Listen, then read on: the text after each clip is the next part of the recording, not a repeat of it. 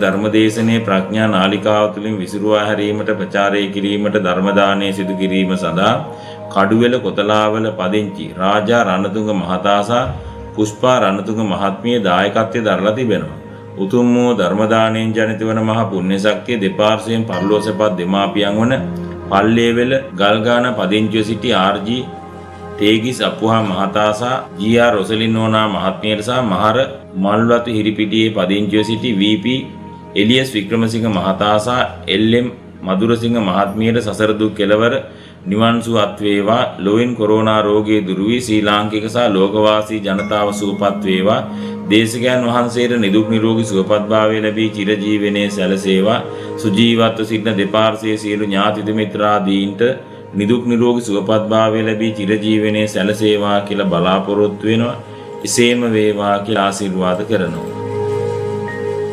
නමෝ තස්සේ භගවතෝ අරහතෝ සම්මා සම්බුද්දස්සේ නමෝ තස්සේ භගවතෝ අරහතෝ සම්මා සම්බුද්දස්සේ නමෝ තස්සේ භගවතෝ අරහතෝ සම්මා සම්බුද්දස්සේ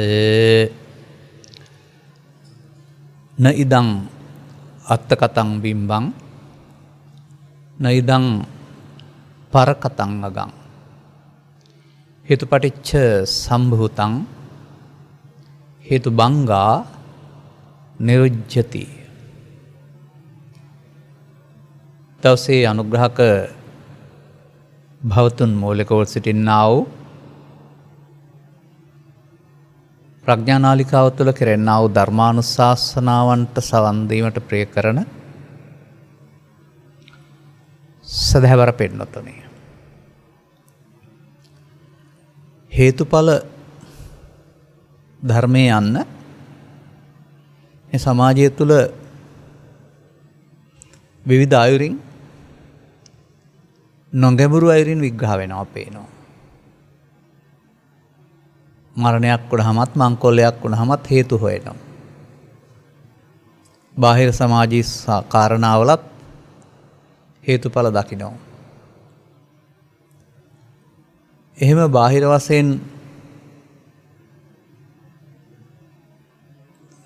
අවශ්‍ය මොහොතක එහෙම කරගත්තට කමක් නැහැ.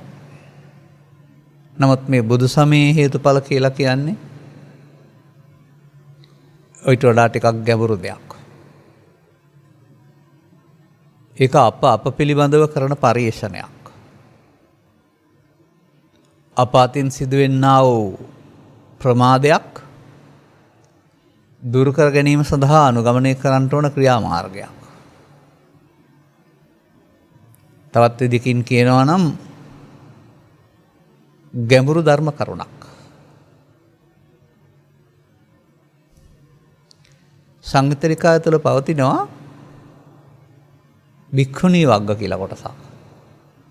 ඒ සියලු සූත්‍ර දේශනා තිබෙන්නේ භික්ෂුණීන්ම සම්බන්ධ වෙලා. ඔවුන් දීපු පිළිතුරු තිබෙන්නේ. නමුත් මේ හැම එකක් තුළම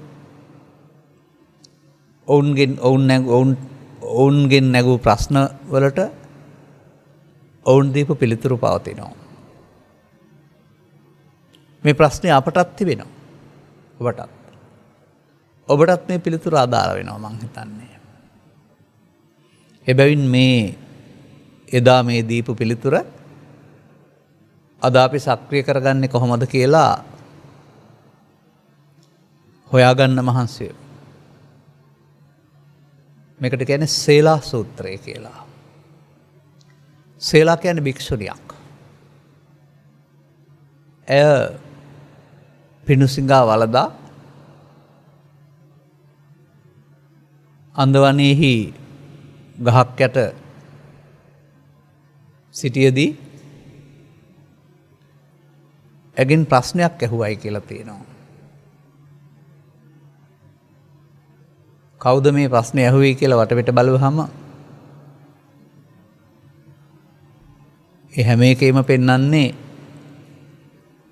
මාරයා ප්‍රශ්නයක් ඇහුවයි කියලා.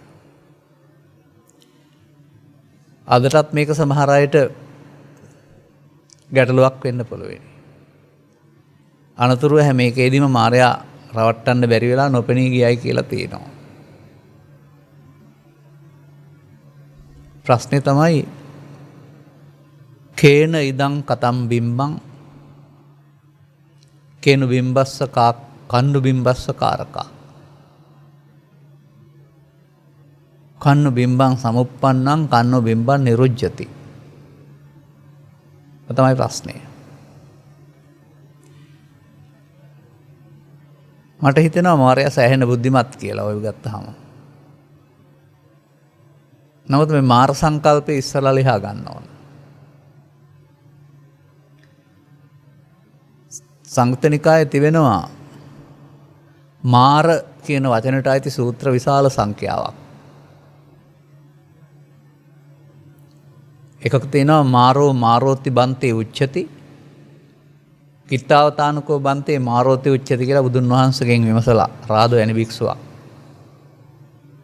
ස්වාමිනී මාරයා මාරයා කියලා කියනවා. කොපමණකින්ද මාරයා කියලා කියන්නේ කියලා. මෙහිට තථාගතයන් වහන්සේ දී තිබෙනා වූ පිළිතුර අපි ඇස්සරවන සුළුයි. රාදය යම් කිසි පුද්ගලයෙක් ගාව පංච උපාදානස්කන්ධය තියෙනවා නම් මාරයා ඉන්නවා. එදා නෙමෙයි අදත් මේ මාරයා හරියට කරදර කරන සමාජයට තේරෙන්නේ නැහැ. ඒ නිසා මම දකින්නේ එතුමියගේ සිතේ උපන් විතර්කයක් මේ. එහෙම කෙනෙක් සංසුන්ව ඉන්න ගියාම සිත සංසුන් කරගන්න ගියාම හුදකලා වෙන්න ගියාම ඒ අයගේ හිතේ මතුවෙන්නා වූ අදහස් තුනක් ත්‍රිපිටකයේ සඳහන් කරනවා. කාම විතර්ක, ව්‍යාපාද විතර්ක, විහිංසා විතර්ක. තේරෙන්නේ නැත්නම් මුහුණ දෙන්න බැරුව මේවයින් එකකට අහු වෙනවයි කියන එක. ඒක වඩාත් හොඳින් සඳහන් වෙලා තිබෙන්නේ ආරණ්‍ය කියන සූත්‍රයේ. ආරණ්‍ය සූත්‍ර ගණනාවක් ත්‍රිපිටකයේ තිබෙනවා. භික්ෂුන්ට කරපු අවවාදයක් තිබෙනවා බුදුන් වහන්සේ. මිනිසුන්ගෙන් සෝන්‍ය වුණා වූ දුර සෙනසුන් කෙරෙහි යන්න එපා, වලට යන්න එපා. කාම විතර්ක, ව්‍යාපාද විතර්ක, විහිංසා විතර්ක කියන මේ කාරණා දරා ගන්න, පාලනය කරගන්න බැරි නම් කියලා. අන්න ඒකෙන් කියවෙන්නේ ඒ බඳු අය සිවුරු හැර දමා යනවා, සිවුරු නසා ගන්නවා, වතුරට පනිනවා වගේ අවස්ථා එහි සඳහන් වෙනවා. ඔවුන්ට පාලනය කරගන්න බැරි වෙලා. එහෙනම් ඒ මායයට අහු වෙලා. එහෙනම් මේ කාම විතර්ක, ව්‍යාපාද විතර්ක, විහිංසා විතර්ක කියන වචන තුන මම ඉස්සරහට පැහැදිලි කරන්නම්. ඒ තමයි විශ්වලාගෙන මායя එන හැටි.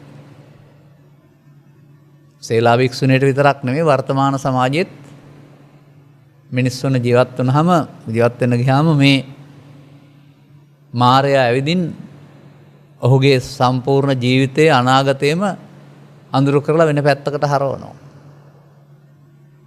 එනිසා සදිව්‍ය ලෝකයට අයිති වසවත්ති කියන මාර සංකල්පයක් තිබුණට මේ මාර සංකල්පය මුළු සසර පුරාම ක්‍රියාත්මක වෙන දෙයක් වශයෙන් තමයි පැහැදිලි කරලා තියෙන්නේ. එනිසා අපි එදා උපන් අයගේ මායя ගැන නෙවෙයි ඔය වර්තමාන සමාජයේ තිබෙන්නේ සමහර කේන්ති ඇවිස්සුන පුද්ගලයෝ මගේ මායя අවුස්සන්න එපා කියලා කියනවා. මගේ මායя ගෙන්නන්න එපායි කියනවා කියලා. ඒ කතාව ඇත්ත තමයි. එහෙනම් මේ ප්‍රශ්නය තුල තිබෙන්නේ ඉතා ගැඹුරු කරුණක්. මොකද්ද මේ බිම්බං කියලා කියන්නේ? සාමාන්‍යයෙන් ඉදිරියෙන් තියෙන රූපයට බිම්බය කියලා කියනවා. ඕනෑම දෙයක්. ගහක් වෙන්න පුළුවන්, කාර් එකක් වෙන්න පුළුවන්, ශරීරයක් වෙන්න පුළුවන්. ඒ වගේ සටහන ඇස තුළ පහළ වුණාම ඇසේ තියෙනවා ඒ හැඩයේම තියෙන පුංචි රූපයක්. මේකට කියනවා පටිබිම්බ කියලා. බිම්බයක් ආශ්‍රයෙන් ඇසේ හැදෙනවා පටිබිම්බයක්. ඔබ හැමදෙනා මට පෙනෙන්න නම් ඔබ හැමදෙනාගේම රූප සටහන මගේ ඒ ඇසේ ප්‍රසාදය තුළ පුංචි රූපයක් වශයෙන් හැදෙන්න වෙනවා. ඒකේ උදව්වෙන් තමයි ඔබ මට පෙනෙන්නේ. ඇස් පෙනෙන්නේ නැහැ කියන එකේ තේරුම ඒ බිම්බේ හැදෙන්නේ නැහැ කියන එක. ලෝකේ බලන්න වස්තු නැහැ කියන එක නෙවෙයි එකෙන් කියන්නේ. ඒවා අදාළ තැනට ඒකට කියන්නේ ආලෝකය කේන්ද්‍රගත වෙනවා කියලා එහෙම වෙන්නේ නැහැ කියන එක. ඒ මේ බිම්බ පදය පාලියෙන් තියෙන්නේ එහෙමයි සිංහලට පරිවර්තනය කරනකොට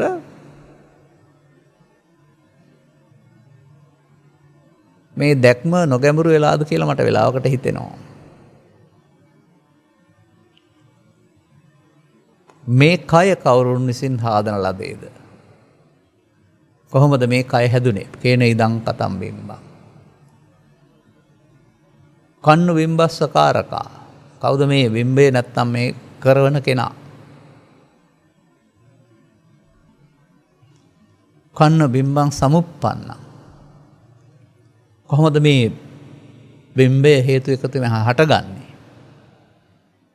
කන්නු බිම්බං නිරුජ්ජති. කොහොමද මේක නිරුද්ධ වෙන්නේ? එතකොට ඒක ශරීරයට ගලප ගන්න ගත්තාම මට නම් හිතෙන්නේ භෞතික වෙනවා. ආධ්‍යාත්මික පැත්තක් එන්නේ නැහැ ඒකේ. ඒ නිසා ඊට වඩා ගැඹුරු අරුතක් අපි මේක තුළ හොයාගත්තේ නැත්නම් අපට මේ ප්‍රශ්නෙට උත්තරේ මේක තුළ ලියා ගන්න බැරුව යනවා.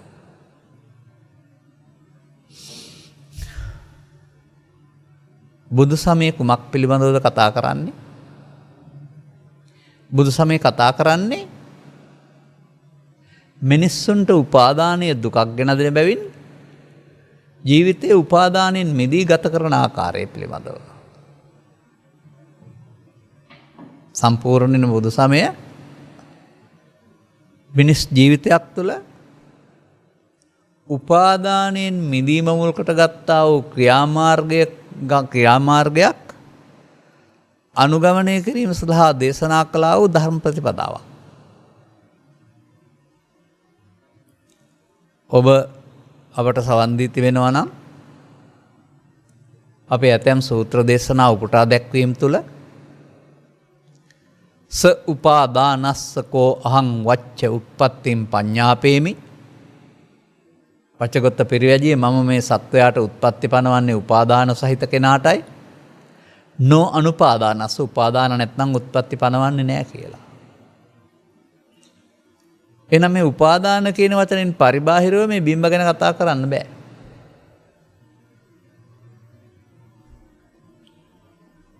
නමුත් උපාදාන කියන එක තිබෙන්නේ ශරීරේ නෙවෙයි, ඊට වඩා සියුම් තැනක. එබැවින් අපි මේ පිළිබඳව තේරුම් ගන්න ඕන. අපට මේ සමාජයේ ජීවත් වෙන විට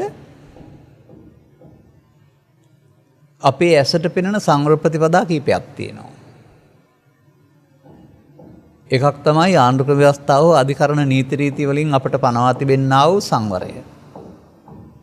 බහුතරයකට කරදර වෙන එක වළක්වන්න බහුතරයගේ යහපත සඳහා අපට මේ නීති පිළිගන්න වෙලා තිබෙනවා. ඊට එහාගේ සංවරයක් බුදු සමය පෙන්නනවා. හොඳ නරක හැවත් පින්පව් කියන දෙපැත්තක් පෙන්නලා මේවට අනාගත වග කියන්න සිද්ධ වෙනවා Tamanටම. ඒකට අපි කියනවා කර්ම විපාක කියලා. ඒ කර්ම විපාක තුළ දුක් විපාක වලට බිය නම් දුක් විපාක ගෙනත් දෙන්නා වූ කර්මයන්ගෙන් වැළකීමේ සංවරයක් එදත් තිබුණා අදත් තිබෙනවා. අපි ඒකට කියනවා පුද්ගල සංවරය කියලා. මේ නීතියෙන් සංවර වෙන්නෙත් පව්පින් දෙකෙන් සංවර වෙන්නෙත් ගැඹුරු දහමක් දැනගෙන නෙවෙයි. පෘථග්ජන භාවය තුළ ඉඳගෙන. නමුත් පෘථග්ජන භාවය තුළ ඉඳගෙන සේලා සූත්‍රයට අර්ථ සපයන්න බෑ. ඒ නිසා අපි අප පිළිබඳව කරන්නාව මේ විමර්ශනයේදී අප ළඟ තිබෙන දේ අපට වැටහෙන්න ඕන. මොනවද අප ළඟ තිබෙන්නේ? අපට මව්කුසෙන් බිහි ජීවිත අවසානය දක්වා ජීවත් කරවන්න අවශ්‍ය ස්ත්‍රී පුරුෂ කයක් ලැබිලා තිබෙනවා. අපට ඒ කය ජීවත් කරවන්න ආහාර ඇඳුම් පැළඳුම් බෙහෙත් නිවාස වගේ මූලික අවශ්‍යතා ටිකක් ආගමකින් තොරව සපයා ගන්න වෙලා තිබෙනවා. අපට ඒ කය ඇසකරනාසේ දිවකය සිත කියලා කියන්න ආව දොරවල් හයක එකතුවක් වශයෙන් ගැඹුරට යනකොට හඳුනා ගන්න පුළුවන් වෙනවා. සාමාන්‍ය ආගමකට සාමාන්‍ය පුද්ගලයෙක් එහෙම බෙදලා හොයන්නේ නැහැ. කය පුද්ගලයෙක් වශයෙන් සලකන්නේ මව්කුසින් බිහි ජීවිත අවසානය දක්වා ජීවත් වෙන එක ජීවිතයක් තමයි ඔහුට පෙනෙන්නේ. නමුත්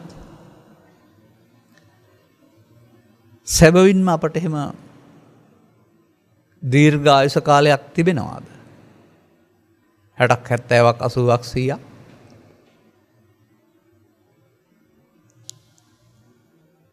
අපට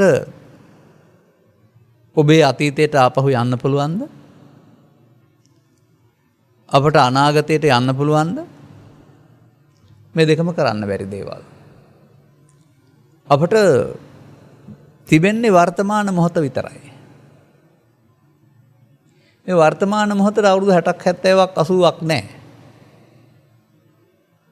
මොහොත්ත කියන වචනෙන් පැහැදිලි කරලා දාරනවා පාළියේ. මොහොතයි. මේ මොහොතක ක්‍රියාවලිය අපේ ජීවිතය තුළ ක්‍රියාත්මක වෙන්නේ කොහොමද කියන එක හොඳින් ඉගෙන ගත්තේ නැතිව මේ සසර ගමන යෙදෙන ආකාරය, සසර ගමනේ ප්‍රභේද සිදුවෙන ආකාරය, සසර ගමනේ ප්‍රභේද කියන්නේ සත්වයක් වශයෙන් කාම රූප අරූප නම් වූ ත්‍රිභූමික විඥාන කියලා කියනවා. තුම්බිමක උපත ලබන්න සිද්ධ වෙනවායි කියලා.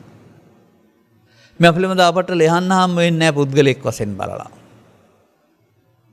මොකද පුද්ගලයෙක් කවදාවත් ආදාහනාගාරයෙන් එහා පැත්තට භූම දානය කරන තැනින් එහා පැත්තට යන්නේ නැහැ. පොළොවට පස් වෙනවා. අපි ඇසින් බලලා කවුද යන්නේ මොනවද යන්නේ කියලා ප්‍රශ්න කරනවා. එහෙම යන කෙනෙක් ඉන්නවා කියලාත් බොහෝ දෙනා හිතනවා. ඒ අර මව්කුසෙන් බිහි වූ තැන් පටන් මේ යන දක්වාම පුද්ගලයෙක් ඉන්නවා කියලා හිතන චින්තනය තුළ හේතුඵල න්‍යාය මේක තුළ විග්‍රහ කරන්න බෑ. ඒ නිසා අපි ඊට වඩා එහාට හොයන්න වෙනවා. මම දැකලා තිබෙනවා සමාජයේ සාමාන්‍යයෙන් හේතුඵල විග්‍රහ කරන හැටි.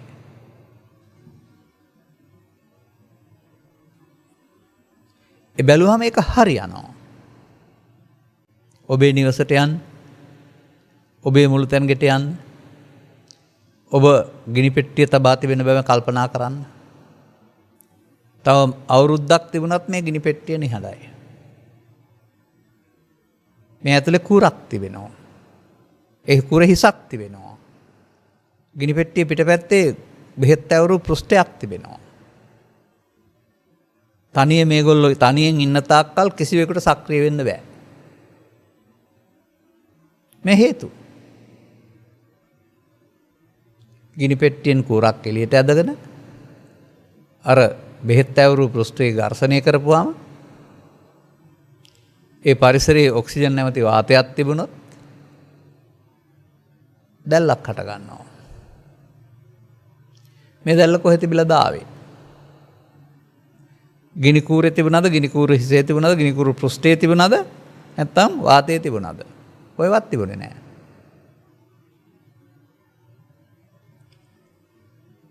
ගිනි කූරේ අනිත් පැත්ත ඝර්ෂණය කළොත් එහෙම දැල් වෙන්නේ නැහැ. ගිනි කූරේ බෙහෙත් තියෙන පැත්ත පෘෂ්ඨයේ ඝර්ෂණය නොවන පැත්තේ ඝර්ෂණය කළොත් දැල් වෙන්නේ නැහැ. මේ ඔක්කොම තිබෙද්දිත් වාතයේ හිස්තැනක ඝර්ෂණය කළොත් දැල් වෙන්නේ නැහැ. මේ එකකවත් දැල්ල තිබුණේ නැහැ. නමුත් මේ එකකවත් නෙමෙයි දැල්ල තියෙන්නේ. ඔක්කොම එකතු වෙනකොට දැල්ලක් හට ගන්නවා.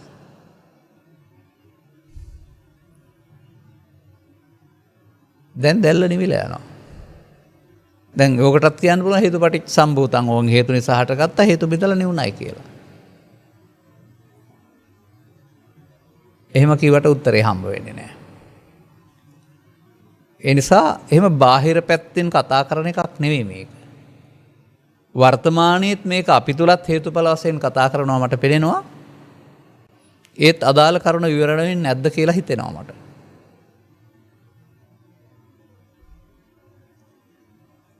ඔබ ධර්ම ශ්‍රවණය කළපු පිරිස් වශයෙන්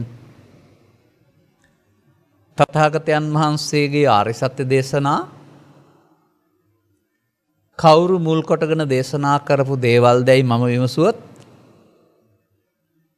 ඒකට මම ස්ත්‍රී හෝ පුරුෂ හෝ ගිහි හෝ පැවිදි කියන උත්තරේ බලාපොරොත්තු වෙන්නේ නැහැ. ඒ හැමෝටම පොදු. ඒ හැමෝම ගාව සිද්ධ වෙන දැසට නොපෙනෙන වර්තමාන මොහොතට ක්‍රියාත්මක වෙන සියුම් ක්‍රියාවලියක් තියෙනවා. මේ ක්‍රියාවලිය මුල් කොට ගත්තා වූ වැරදි ගමන් මගක් නිවැරදි ගමන් මගක් කියලා දෙකක් බුදු සමයේ ඇරුණම අනිකුත් ආගම්වල විවරණය වෙන්නේ නැහැ. මේ ක්‍රියාවලිය මුල් කොට ගත්ත වැරදි ගමන් මගක් තියෙනවා මිනිස්සුන්ට. ඒ ක්‍රියාවලිය මුල් කරගෙන නිවැරදි කරගන්න පුළුවන්කමකුත් තිබෙනවා. මේ ක්‍රියාවලිය මුල් කොට ගත්ත වැරදි ගමන් මග කුමක්ද? පුද්ගලයෙක් වශයෙන් සිත කය වචන ලෝභ දේශ මොහ වැඩෙන්නා වූ ක්‍රියාවන්ට යොදවලා අනාගත ඵල උපදවන්නට අවශ්‍ය හේතු ටිකක් චිත්තාභ්‍යන්තරයට එකතු කරලා පව් හේතු පින් හේතු ධාන හේතු වශයෙන් මෙහෙන් කවුරුත් පරලෝ නොගියට මේ හේතුවේ ඵලයේ වශයෙන් පව් හේතුවේ විපාකයට එක පැත්තක් පින් හේතුවේ විපාකයට තව පැත්තක් ධාන හේතුවේ විපාකයට තව පැත්තක් වශයෙන් මේ සත්ත්ව සංඥාව තුළ සත්වයාට කාම රූප අරූප කියනා වූ තුන් භවයක ගමනකට හිමිකම් කියන්නේ නතුනටම යන්නේ නැහැ එකකට යන්නේ. ඒක එහෙම ලෝකයා දකින්නේ නැහැ. කේවට්ට පුත සාතිපවා කිව්වේ එක ආත්මයක් මෙලොවින් පරලෝට සැරිසරනවා යනවායි කියලා. නමුත් මේක අපට ගැඹුරට නොගින් මෙහෙම විස්තර කරන්න පුළුවන්. සත්වයාගේ අනාගතය යනු පව් හේතුවල පව් විපාකය. මෙලොව වශයෙන් පව් හේතු නම් අනාගතේ පව් විපාකය. මෙලොව වශයෙන් එක් රැස් කළා වූ පින් හේතුවල පින් විපාකය. මෙලොව වශයෙන් ළඟා කරගත්තා වූ ධාන හේතුවල ධාන විපාකය. එහෙමයි මේ මිනිසෙක් වශයෙන් ජීවත් වෙලා අනුගමනය කරන්නා වූ ක්‍රියාමාර්ගයේ තුන් පැත්තකට යමින් කාම රූප අරූප නම් වූ භවත්‍රයක ඇවිදින්න සත්වයාට ඵලයක් ලැබෙන්නේ මෙහි එකතු කරන්නා වූ හේතු නිසා. අන්න අපි දැන් ආව හේතු බාහිර ලෝකේ ගිනි පෙට්ටියේ හේතු නෙවෙයි. අපි ළඟ තිබෙනා වූ හේතු. මේක තේරුම් ගැනීමේදී ඔබ ඉතා හොඳින් තේරුම් ගන්න ඕන කරුණක් තිබෙනවා. මේ බුදු සමයේ ගැඹුර විග්‍රහ කරන්නේ ආත්ම තුනක් මුල් කොටගෙන හරි අවුරුදු 60ක් 70ක ජීවිතය මුල් කොටගෙන හරි ජීවිතයක් මුල් කොටගෙන හරි නෙවෙයි. ඇසට කනට නාසයට දිවට කයට හෝ හිතට එන්නා වූ අරමුණක් තුළ සිදුවෙන ක්‍රියාවලිය මුල් කොටගෙන මේ අරමුණ තුළ අපි නොදන්නා ක්‍රියාවලියක් සිදු වෙනවා. ඒක දන් දුන්න පමණින්, සිල් රැක්ක පමණින්, විහාරස්ථාන හැදුව පමණින්, පින් කළ පමණින් ඒක තේරෙන්නේ නැහැ. අර දේවල් අයිති වෙන්නේ බුදු සමයේ ප්‍රාථමිකව පෙන්වන ලබන්නා වූ පුණ්‍ය මාර්ගයට. මාර්ග කියන වචනේ ගන්න. පාර. පාරවල් තියෙනවා, තාර පාර, බොරළු පාර, කාබට් පාර. යනකොට එක එක පහසුකම් අපහසුකම් අඩු වැඩි වෙනවනේ. ඒ වගේ සංසාරෙත් තිබෙනවා මාර්ගයක්. ඉදිරියට යන්න. මම නම් මතක් කරන්නේ මෙහෙමයි. පාප මාර්ගය, පුණ්‍ය මාර්ගය, ධ්‍යාන මාර්ගය. එතකොට ජීවත් වෙන්න ගිහින් පාප හේතු වලට අවතීර්ණ කළොත් එහෙම පාප හේතු ඉතුරු කරලා අනාගතයට පාප මාර්ගයක් හදා ගන්නවා යන්න. එතකොට පවින් පරලෝ යනවායි කියලා කියනවා. ජීවත් වෙන්න ගිහින් පුණ්‍ය කර්මයන් කරලා හේතු ඉතුරු කරගත්තොත් ඔහු පරලෝ යන්න පුණ්‍ය මාර්ගයක් හදා ගන්නවා. එතකොට පිනෙන් පරලෝ යනවායි කියනවා. අපිට නොතේරුණත් බ්‍රාහ්මණ සමාජයේ, ඉන්දියානු සමාජයේ මේ දෙකට එහා ගිය තව මාර්ගයක් චිත්තාභ්‍යන්තරයේ බලෙන් සංසුන් කරලා හදාගත්තා ධානය කියලා. ඒ ධාන මාර්ගය. ධානෙන් පරලෝ යනවා. ඔබ යනවා නෙමෙයි. පවෙන් ඔබ යන්නෙත් නැහැ, පිනෙන් ඔබ යන්නෙත් නැහැ, ධානෙන් ඔබ යන්නෙත් නැහැ. පව් හේතුවේ ඵලය, පින් හේතුවේ ඵලය, ධාන හේතුවේ ඵලය. දැන් මේ හේතුවේ ඵලයේ වශයෙන් ජීවිතයක් සකස් කරලා දෙනවා නේද? දැන් බිම්බ කියන්නේ කය නම් අපාගත සත්වයින්ට ඕපපාතිකායට කයක් නැහැ. තියෙන්නේ තිරිසන්ගත සත්වයින්ට විතරයි. එහෙම තිරිසන් නිරි කියලා කතා කරනවා. දෙවියන්ටත් අතට අහු වෙන බිම්බ කියන කයක් නැහැ. බ්‍රහ්මයින්ටත් නැහැ. නමුත් මේ තැන්වල බිම්බ තියෙන්න ඕනේ. අනේකයි මේ කය කියන එකට බිම්බ වෙන්න බෑ කියලා මම කියන්නේ. මේ හැම තැනකදීම තමන්ට ආවෙනික යම් දෙයක් තියෙනවා.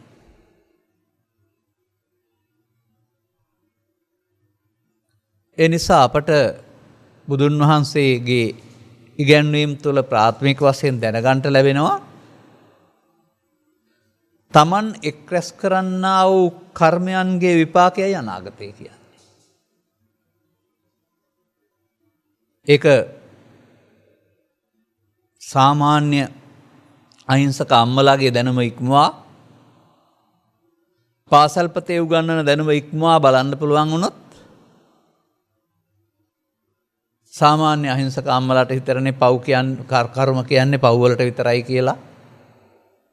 පාසල්පත උගන්වන්නේ කර්ම කියන්නේ පව් පින් දෙක විතරයි කියලා. ඒ දෙක ඉක්මවා බලන්න ඕන. එතකොට සංසාරයේ සකස් කරනු ලබන්නේ තමා විසින් එක් රැස් කරන්නා වූ කන්න කර්ම, සුඛ කර්ම, කන්න සුඛ කර්ම කියන්නා වූ මේ කර්ම තුන විසින්. අන්න කර්ම හේතු, විපාකේ ඵලය.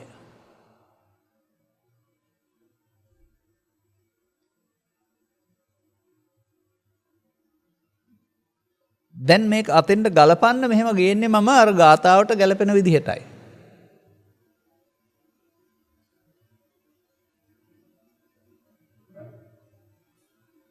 දැන් බලන්න ඈදීපි උත්තරේ පළමුවෙන් මම කෙටියෙන් විවරණය කරන්නේ. උත්තරේ දීලා තියෙනවා න ඉදං අත්ත කතම් බිම්ම. මේක Taman හදපු එකක් නෙමෙයි. න ඉදං පර කතං අගං. මේ දුක අනුන් හදපු එකකුත් නෙමෙයි. අන් දුක හේතුපටිච්ච සම්භූතං. හටගන්නේ හේතුන්ගෙන්. දුකයි, දුක නෙමෙයි ගැන කතා කරන්නේ මේ. හේතු පටිච්ච වීමෙන් නැත්තම් ප්‍රත්‍ය වීමෙන් හට ගන්නවා සම්භූතං. එහෙනම් ඒ දුකට හේතු නිරුද්ධ කිරීමෙන් දුක නැති කරන්න පුළුවන්. ඒක තමයි හේතු බංගා නිරුද්ධති. මේකට පැහැදිලි කරන්න පුළුවන් කරුණු වල ප්‍රමාණය සීමාවක් නැහැ. කාලයත් සීමාවක් නැහැ. ඒ තරම් ඈතට මේක ඔබේ දැක්මට අනුව ගෙනියන්න පුළුවන්.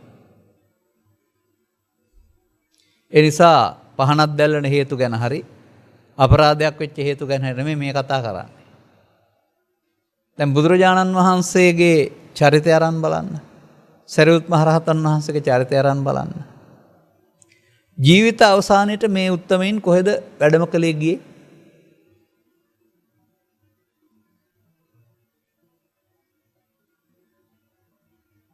චුන්දසූකරිකයා පවේ හේතුවේ ඵලයේ වශයෙන් අපායේ ගියා. මට්ටකොළි දිව්‍ය පුත්‍රයා පිනේ හේතුවේ ඵලයේ වශයෙන් දෙවියන් අතර ඉපදුණා.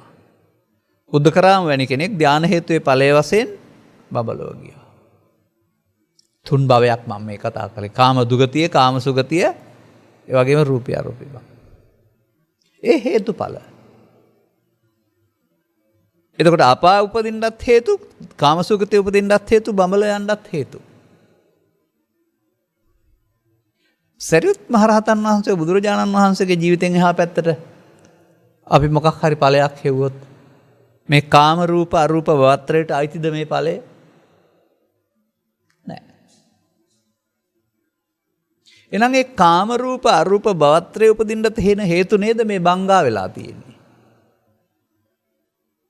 අන්න එහෙමයි බලන්න වෙනවා. මේ ජීවිතය තුළ හේතු බංග කරන්න පුළුවන් නම් අර අනාගත ඵල හටගන්නේ නැහැ. එහෙමයි මේක අපි හේතු නිරෝධයෙන් ඵල නිරෝධය කියන තැනට එන්න ඕන. ඒ වගේම අර පරකතං අගං කියන එකේ තියෙන අනුන් කරපු දුකකුත් නෙවෙයි. අර අනුන්ගත දුකකුත් නෙවෙයි කියලා ඊළඟට පෙන්නනවා හේතුපටිච්ච සම්භූතං. එහෙනම් කය හට ගැනීම නෙමෙයි දුක හට ගැනීම තමයි හේතුප්‍රත්‍යයෙන් පෙන්වන්නේ. දුක හට ගැනීමට අවශ්‍ය හේතු භංග කරන්න පුළුවන් නම් දුක හටගන්නේ නැහැ. එතෙන්දයි මේක ගැලපෙන්න ඕන. දැන් ඔබ මේ හේතු එකතු කරමින් ඉන්න කෙනෙක්ද භංග කරමින් ඉන්න කෙනෙක්ද කියලා ඔබ පිළිබඳ විශ්ලේෂණයක් කරගන්න. මම කියනවා පෘථග්ජන කියලා කියන්නේ හේතු එකතු කරමින් ඉන්න අය. ඔවුන්ට හේතු භංග තේරෙන්නේ නැහැ. පෘථග්ජනය සම්බන්ධයෙන් ත්‍රිපිටකයේ සංයුත්ත නිකායේ තියෙන වචන ඔබට මතක තියෙනවද? ඔවුන් කරන වැරැද්ද කොහොමද කියලා තියෙන්නේ? අසුතවා පුතුග්ජනෝ. අල්පස්සුත භාවයක් ඇති පෘථග්ජනයෝ අරියාණං අදස්සාවි ආර්යයන්ගේ දර්ශනය දකින්නේ නැහැ. ඒ දැක්ම උන්ට නැහැ. අරියස්ස ධම්මේ අකෝවිදෝ මේ ආර්යයන් පැහැදිලි කරන ධර්මතාවයේ තේරුම් අරගන්න උන්ට දක්ෂතාවයක් ලැබෙන්නේ නැහැ. අරියස්ස ධම්මේ ආවිනීතෝ. ඒ නිසා ආර්ය ධර්මයක හික්මනේකුත් නැහැ. අන්න ඔවුන්ගේ චරිත ලක්ෂණ පේන්න නැහැටි. ඒ නිසා ඔවුන් දකින්නවා කියලා කියන්නේ මොකක්ද?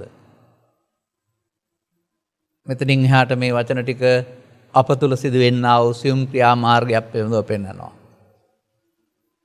රූපං අත්තනෝ සමනිපස්සති. අත්තනිවා රූපං. වේදනා අත්තනෝ සමනුපස්සති. වේදනා රූපං. වේදනාව අත්තනි. අන්න එහෙම.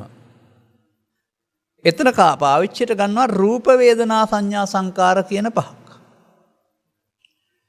පාසල් යන කාලේ රූප වේදනා සංඥා සංකාර පහ තිබුණේ පොතේ. බණ අහනකොට රූප වේදනා සංඥා සංකාර පහ පොතේ තිබෙන්න බෑ. ඔබ ළඟ තිබෙන හැටි තේරෙන්න ඕන. ඒක තුළ අසුත පෘථග්ජනයාගේ අනාර්ය දර්ශනයේ හැටි තේරෙන්න. අරියාණං අදස්සාවි අරියස් ධම්මේ අකෝවිදෝ අරියස් ධම්මේ ආවිනීතෝ. අන්න හේතු එකතු කරන පැත්ත පෙන්නනවා. එවිට මේ සංයුත්ත නිකායේ කන්දක වර්ගයේ සංයුත්ත නිකායේ සලායත වර්ගයේ වගේ දේශනාවල තථාගතයන් වහන්සේගේ ධර්ම කරුණු විවරණයේ පවතින්නේ ස්ත්‍රී පුරුෂයා ගිහියා පැවිද්දා මුල් කොටගෙන නෙවෙයි. ඔහුගේ චිත්තාභ්‍යන්තරය තුළ ක්‍රියාත්මක වෙන්නා වූ පංචස්කන්ධ ධර්මතාවේ නම් වූ සියුම් දහමක් තුළ. ඇයි අපට එතෙන්ට අවධානය යොමු කරන්න බැරි? ඒක ඇසට පෙනෙන දෙයක් නොවේ. පංචස්කන්ධ ධර්මතාවයේ විවරණයේදී ඇසට පෙනෙන නොපෙනෙන සියුම් ධර්මතාවයක් විවරණය වෙනුවට කලක් තිස්සේ පංචස්කන්ධ කියන වචනය කය භාවිතා කයට යොදපු නමක් වුණ බැවින්. එහෙනම් ඔබට ඊට එහාට යන්න බෑ. ඔබ බුදුදහමේ පංචස්කන්ධය කියන්නේ කය කියලා හිතනවා නම් ඊට එහාට යන්න බෑ. යන්න බැරි හේතුව මොකක්ද දන්නවද? චුති ප්‍රතිසන්දි පැහැදිලි කරන්න බෑ. අපායට එහෙනම් කයක් අරන් යන්නේ නැහැ නේ. දිව්‍ය ලෝකයට කයක් අරන් යන්නෙත් නැහැ. බ්‍රහ්ම ලෝකයට කයක් අරන් යන්නෙත් නැහැ මෙහි. කය පොළොවට පස්සෙලා දාලා යනවා. නමුත් මේ තුන් භවයේම සත්‍යය පරිහරණය කරන්නේ පංච උපාදානස්කන්ධය. එහෙනම් මෙහාට මෙහෙන් ගෙනියන එකක් වෙන්න බෑනේ ඒක. එතකොට අන්න පංච උපාදානස්කන්ධය තේරුම් ගන්න පුළුවන් නම් කයක් ඇතුවත් පංච උපාදානස්කන්ධය පවත්වන්න පුළුවන්. කයක් නැතුවත් පංච උපාදානස්කන්ධය පවත්වන්න පුළුවන්. පව තුලත් පංච උපාදානස්කන්ධය පවත්වන්න පුළුවන්. පින තුලත් පංච උපාදානස්කන්ධය පවත්වන්න පුළුවන්. ධානය තුලත් පංච උපාදානස්කන්ධය පවත්වන්න පුළුවන්. අන්න එහෙමයි මේක ගැටලුව निराකරණය වෙන්නේ ටික ටික. එතකොට ඔබට තේරෙනවද මෙහෙම? මරණින් මතු කෙනෙක් අපාය යන්නේ අපාය යන්න හේතු ඉතුරු කරපු නිසා ඒ හේතු භංග කළේ නැති නිසා. මරණින් මතු කෙනෙක් මිනිසුන් අතර හෝ දෙවියන් අතර උපදින්නේ ඒ අපාය දිව්‍ය ලෝකයට යන්න හේතු ඉතුරු කරපු නිසා ඒවා භංග කළේ නැති නිසා. මරණින් මතු කෙනෙක් රූපී අරූපී බඹතල වලට යන්නේ ඒවයි උපදින්න තියෙන හේතු හෝ එක්රැස් කළ නිසා ඒවා භංග කළේ නැති නිසා. කොහොමද අපාය යන්නේ කේ දිව්‍ය ලෝකයට යන්නේ කේ බ්‍රහ්ම ලෝකයට යන්නේ කේ හේතු භංග අනිරුද්ධති නෑනේ. හේතු එක්රැස් කරන එකනේ තියෙන්නේ. අන්න එහෙමයි අපි ඒක දකින්න ඕන. එහෙනම් මුළු සංසාරේම හේතුඵල.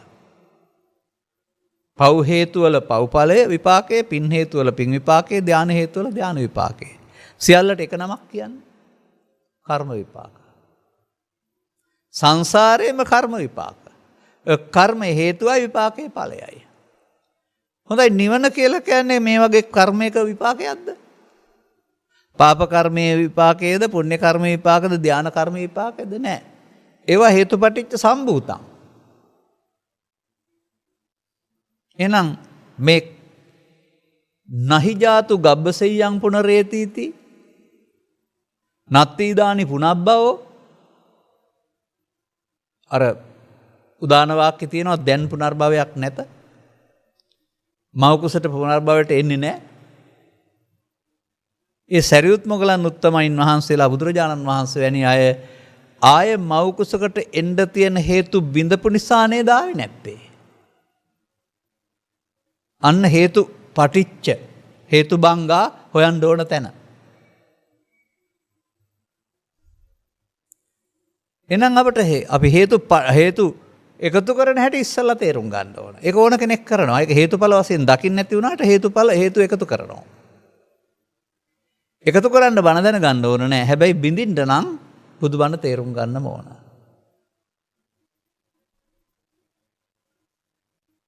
හරි. මම ඔබට වතක් කළා වචනයක්. පංචස්කන්ධ.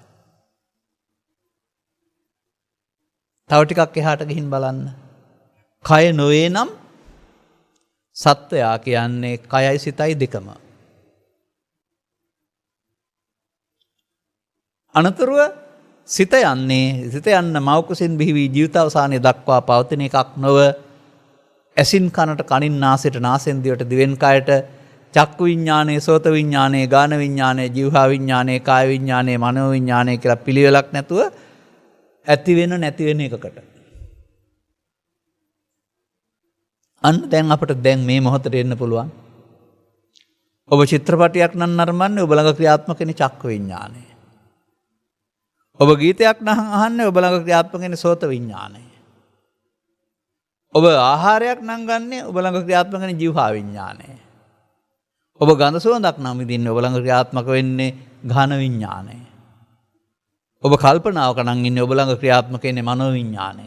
මනෝවිඤ්ඤාණය ඔබේ කල්පනාවට එහා පැත්තේ රූපී අරූපී භවතල වලටත් ක්‍රියාත්මකයි.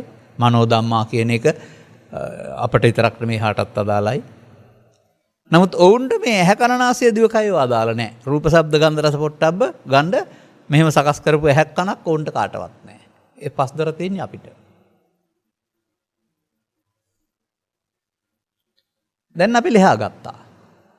අපි යනු ඇසේ කනේ නාසයේ දිවේ කයේ හටගන්නා අරමුණු නැසීමක විඥාන හයක එකතුවක්.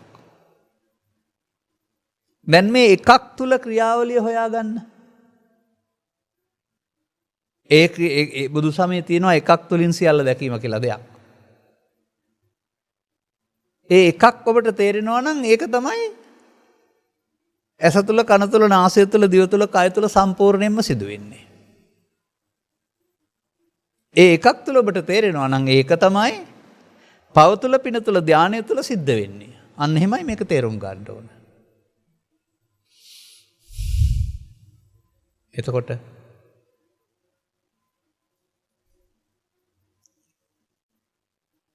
කුමක්ද ඒ ක්‍රියාවලිය?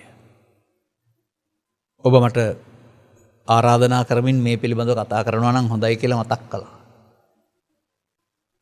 එනිසා අපට බුදු සමයේ මේ ගැඹුරු තේරුම් ගැනීමේදී චුතිපති සන්ධි විග්‍රහ කරන්න හරි සසර ගමන නිමා කරන්න හරි විදර්ශනා වඩන්න හරි මේවා මොනවා හරි කරන්න පංචස්කන්ධයාගේ ඉපදීම මැරීම නම් වූ මේ ක්‍රියාකලාපය අපි ළඟ සිදුවෙන හැටි පිළිබඳව අවබෝධයක් නැතුව කරන්න බෑ. අන්න ඒකයි එතන තේරුම් ගන්න ඕන කරුණ. ඒ පිළිබඳ අවබෝධයක් ඇත්නම් පමණයි මේ කොටසට යන්න පුළුවන්. ඒ පිළිබඳ අවබෝධයක් නැත්නම් ඔහුට පාප මාර්ගයෙන් ඉවත් වී පුණ්‍ය මාර්ගයේ භව ගමන සකස් කරගන්න පුළුවෙනි. නමුත් ඒක පාප හේතු යටපත් කිරීම පමණයි. අනිත් හේතු මත හේතු බංගා නැහැ. හේතු නිසා සම්භූතන් සිද්ධ වෙනවා එහාට.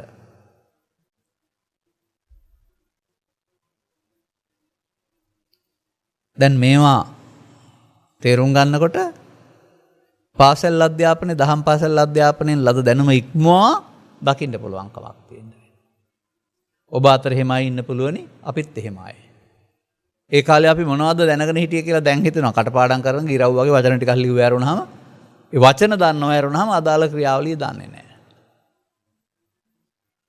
ඔබ අසා තිබෙනවද හොඳට නරකට දෙකට කටමයි කියලා කියමනම්? මම මේක ගැලපුවොත් පවට පිනට ධානයට පංචස්කන්ධය. සසරින් මිදීම පංච උපාදානස්කන්ධය. පවට පිනට ධානයට පංච උපාදානස්කන්ධය. සසරින් මිදීමට පංචස්කන්ධය. අන්න මේ පංච උපාදානස්කන්ධය තුළ හේතු ඉතුරු වෙන එක තමයි හේතුපටිච්ච සම්භූතං කියලා කියන්නේ. එහෙනම් මේ බිම්බ කියන වචනේ ශරීරය ගැන කතා කරලා හරියන්නේ නැහැ. පංච උපාදානස්කන්ධයට ගන්න වෙනවා. එහෙම නැත්නම් අග කියන වචනේ තියෙන්නේ කොතනද? අග කියන්නේ මෙතන කෙලවර කියන එක නෙමෙයි. අගං මාප්‍රාණ අග කියන්නේ දුක කියන එක. පර කතං අගං. අන් අය කරපු දුකකුත් නෙමෙයි. මොකද්ද දුක? දුක පංච උපාදානස්කන්ධය පහළ වීම. වෙන මොකක්වත් නෙමෙයි. අන්න පංච උපාදානස්කන්ධය පහළ වෙන්න අවශ්‍ය හේතු මොනවද? එවෙන් බංග කරන්න ඕන හේතු මොනවද? එහෙමයි හොයාගන්න ඕන. දැන් මේ ලෝකේ ජීවත් වෙනකොට ඇසට රූප බලන්න ආලෝකේ නැතුව පුළුවන්ද? කන ශබ්ද අහන්න වායු තරංග නැතුව පුළුවන්ද? නාසයට ගඳ සුවඳ දැනෙන්න වායු තරංග නැතුව පුළුවන්ද? දිවට රස දැනෙන්න දිව තෙත් ගතියක් නැතුව පුළුවනිද? මේව නවත්තන්න ඕනේද? නෑ. මේවා හේතුඵල වශයෙන් පෙන්වන්නේ නැහැ. ඒවට කියන්නේ ප්‍රත්‍ය. ප්‍රත්‍ය කියන්නේ පුංචි දේවල්. ලොකු එක හේතුව. මම ඔබට කියලා දෙන්නම්. මේ ලොකු එක හේතුව පුංචි ප්‍රත්‍ය කියන්නේ මොනවද කියලා. ඔබට තිබෙනවා නම් කුඹුරු යායක් නැත්තම් කුඹුරක්. මේක කන්නේදී ඔබ මොකද කරන්නේ? හාලා පොරු ගාලා වපුරනව නැත්නම් ගොයන් හදනවා. තවන් දාලා තවානක් වශයෙන් එක්රැස් කරලා පැල සිටුවීමට ගොයන් හදනවා කියනවා. තවානක් වශයෙන් කරන්නේ නැතුව මේ බීජ ඉහිනවට වපුරනවායි කියනවා. හරි. දැන් හොයන්න බලන්න. ඔබේ අටුවේ විතර වී තියෙනවා. පැහෙනකොට මේකේ පැලවීමේ හැකියාව ගබඩා කරලා තියෙන්නේ. අවුරුදු 5ක් තිබුණත් පැලවෙන්නේ නැහැ. ඇයි? ප්‍රධාන හේතුව පැලවීම වුණාට ප්‍රත්‍ය නැහැ. මොකද ඔබේ මව්පියන් කලේ පැය 36ක් මේක හොදලා නැත්තම් පොගන්න ඇරියා. අන්න ඒක ප්‍රත්‍යක්ෂ සැපුවා තෙතමනේ. අනතුරු යහන් ගත කළා. ඒ උණුසුම. අනතුරුව වාතයට විවෘතව තැබුවා. ඒ තෙතම වාස්තුවාත ආශ්‍රය. එතකොට තෙතමනය වාතාශ්‍රය උණුසුම හේතු නෙමෙයි ප්‍රත්‍ය. මේ ප්‍රත්‍ය උදව් කරගෙන බීජයේ පුංචි පැලය පැලවෙනවා. හොඳයි. වාතයක් තියෙනවා, උණුසුමක් තියෙනවා, තෙතමනයක් තියෙනවා. සමහර බීජ පැලවෙන්නේ නැත්තේ ඇයි? කළු පාට සමහර ඒවා. ඒ හේතු ප්‍රත්‍ය වලට පුළුවන් නම් සක්‍රිය කරන්න එහෙනම් ඕන වේ බීජයක් පැලවෙන්න ඕන. නෑ. පැලවීමේ ශක්තිය නැති වී වැට හැමම කුණු වෙලා යනවා. ඒ නිසා ප්‍රත්‍ය වෙනයි හේතු වෙනයි. මේ ජීවත් වෙනකොට ඇහැට කනට නාසයට දිවට කට ගැටෙන්න තියෙනා වූ මේ ප්‍රසාදයේ ගෝචර රූපේ ආලෝකයේ මානසිකාරය මේවා ප්‍රත්‍ය. ඕවා නවත්තන්න කවුරුත් දඟලන්න ඕන නෑ. බුදුරජාණන් වහන්සේ වදාරනවානේ දුකට හේතුව තණ්හාව. අන්න තැනක් ආවා. දුකට හේතුව තණ්හාව. ඒ තණ්හාව නැති කිරීමෙන් ලබන සපත නිර්වාණය. මෙන්න මේ ඒ තණ්හාව නැති කිරීම තමයි මේ හේතු භංග කියලා කියන්නේ. ඒ තණ්හාව නැති කිරීම නැමැති ක්‍රියාවලියට තමයි හේතු භංග කිරීම කියලා කියන්නේ. එහෙනම් කොතනද ඒක තියෙන්නේ භංග කරන්න?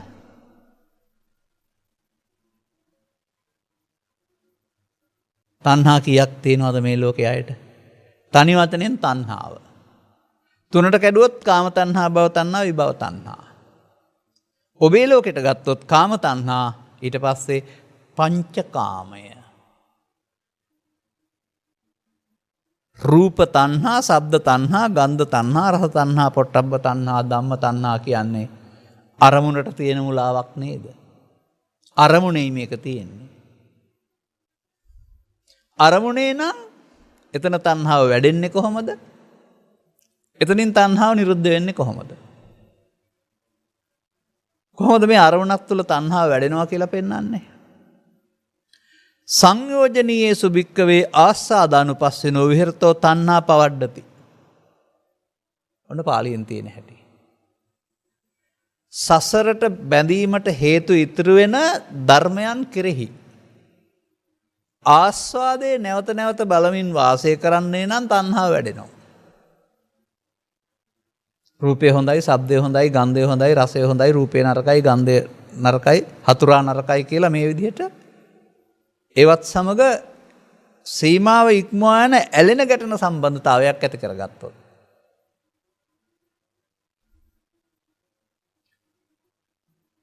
මෙතන මොකද වෙන්නේ? අනේක හොයාගන්න වෙනවා අපිට. මේ අපි කරන ක්‍රියාකලාපය තුළ අපට නොදැනෙන්නට අනාගත ඵලයක් උපදවන්නට හේතු ඉතුරු වෙන්නේ කොහොමද?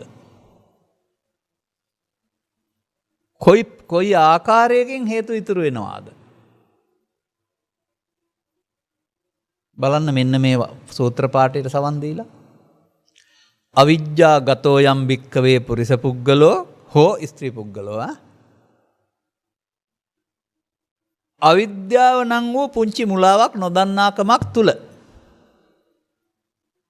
අපුඤ්ඤංකේ සංකාරං අபிසංකරෝති පුඤ්ඤංචේ සංකාරං අபிසංකරෝති ආනිජ්ජංචේ සංකාරං අபிසංකරෝති. මේ අபிසංකරෝති කියන පදෙන් කියන්නේ දැන් ඉවර වුණාට පස්සේ ඵලයක් හටගන්න හේතුවක් චිත්තාභ්‍යන්තරයට ඉතුරු වෙනවා කියන එක. ඔබේ භාෂාවෙන් කියනවා නම් එහෙනම් පව් සිද්ධ වෙනවා කියන්නේ අනාගත විපාක දෙන්න හේතුවක් ඉතුරු වෙනවා. පින් සිද්ධ වෙනවා කියන්නේ අනාගත විපාක දෙන්න හේතුවක් ඉතුරු වෙනවා. ධාන කුසල් සිද්ධ වෙනවා කියන්නේ අනාගත විපාක දෙන්න හේතුවක් ඉතුරු වෙනවා. මේ හේතු ඉතුරු කිරීම නෙවෙයිද ඔබට සසර හැදෙන්නේ? ඔබ තියෙන සංසාරයක යනවද මේ පව්පින් ධාන ඔස්සේ හදාගෙන සසර ඇවිදිනවද? දැන් සංසාර සාරෝග විනීත නීසං කියන්නේ මොකද්ද? සසර සැඩපහර නවතා නිවන් ලද. සසර සැඩපහර පවත්තලා නෙමෙයි නවත්තලා තියෙනවා. දැන් අපුණ්‍යාභි සංකාරය තුල සසර සැඩපහර නතර වෙනවද? නැහැ. කාම දුගතිය පැත්තට යනවා. පුණ්‍යාභි සංකාරය තුල සසර සැඩපහර නතර වෙනවද? නැහැ. කාම දුගතිය සුගතිය පැත්තට යනවා. ආනිජ්ජාභි සංකාරය තුල සසර සැඩපහර නතර වෙනවද? නැහැ. රූපී අරූපී බඹතල වලට යනවා. ඔබට මේ පද තුනට සිංහල අර්ථයක් අරගෙන දෙන්න. අපුඤ්ඤාවි සංකාර පව්, පුඤ්ඤාවි සංකාර පින්, ආනිජ්ජාවි සංකාර ධාන. අභිපදයේ තිබෙන්නේ මේ මොහොත ඉක්මවා යමින් අනාගත ඵලයකට හේතු මේ මොහොතේ චිත්තාභ්‍යන්තරයට ගත වෙනවා සැඟ වෙනවා. මේ මොහොතේ සිදුවෙන එක ජීවිතයක් වශයෙන් බලන්න බෑ. ඇසෙන් කනෙන් නාසයෙන් දිවෙන් කයෙන් ගන්න අරමුණක් වශයෙන් බලලා අරමුණ තුළ මේ වැරද්ද සිදුවෙන හැටි අපි තේරුම් ගන්න වෙනවා.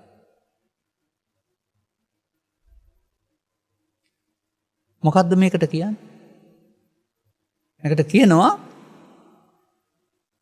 යංකෝ භික්කවේ අනුසේති තේන සංකං ගච්ඡති. යංකෝ භික්කවේ අනුසේති අනුමීයති තේන සංකං ගච්ඡති. නානුසේති නානුමීයතින තේන සංකං ගච්ඡති. මොකද්ද මේ කියන්නේ? අනුසේති.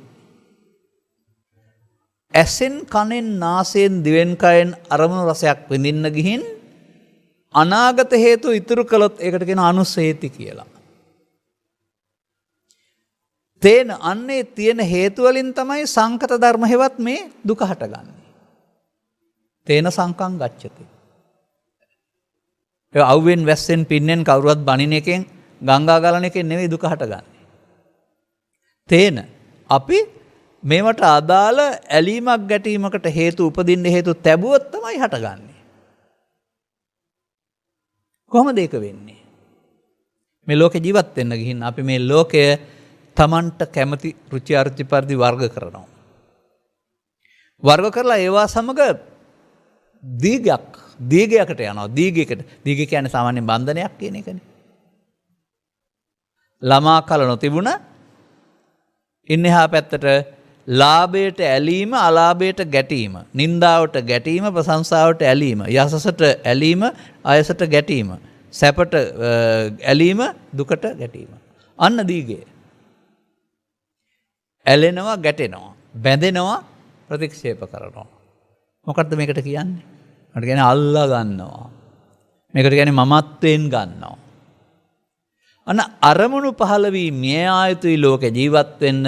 අරමුණු පහළ වී මිය යන අතරතුර පෘථග්ජනයා විසින් කරන වරද තමයි Tamanට රුචි අරුචි පරිදි මේවා සමග ඇලීමක්, ගැටීමක්, මුලාවක් හටගන්න එක. එතකොට මෙයාට ඉවර වෙන්න බෑ. මේ අරමුණට ස්කන්ධ පංචකයට හටගෙන නැසිලා යන්න බෑ. නැසෙන්න පෙර අනාගත ඵලයක් උපදවන්න හේතුවක් ඉතුරු කරලා නැසෙනවා. මං ඉතින් බොහෝ විට ඔය කෘෂිකාර්මික ප්‍රදේශවලට උදාහරණයක් ඉදිරිපත් කරන්නේ ගොයන් ගහ පැහිලා මැරෙනවා. ඒ ඊට පස්සේ පිදුරු ටික කුඹුරේ දාලා ගියත් කමන්නේ, කමතේ දාලා ගියත් කමන්නේ, ඊළඟ කන්නට පිදුරු ඕන නැහැ. බීජයෙන් පැලවෙනවා. ඔබට තේරෙනවද මේ අරමුණක් තුල සසර ගමනක් හැදෙනවා කියන්නේ? මෙලොව වශයෙන් හැදුනහම ඒකට කියනවා ප්‍රවෘත්ති විපාක. පරලොව වශයෙන් කම කය බින්දනකොට ඒකට කියනවා ප්‍රතිසන්දි විපාක. එහෙනම් ස්කන්ධ පංචකය තුල නේද ප්‍රවෘත්ති ප්‍රතිසන්දි විපාක වලට හේතු රැස් කරන්නේ.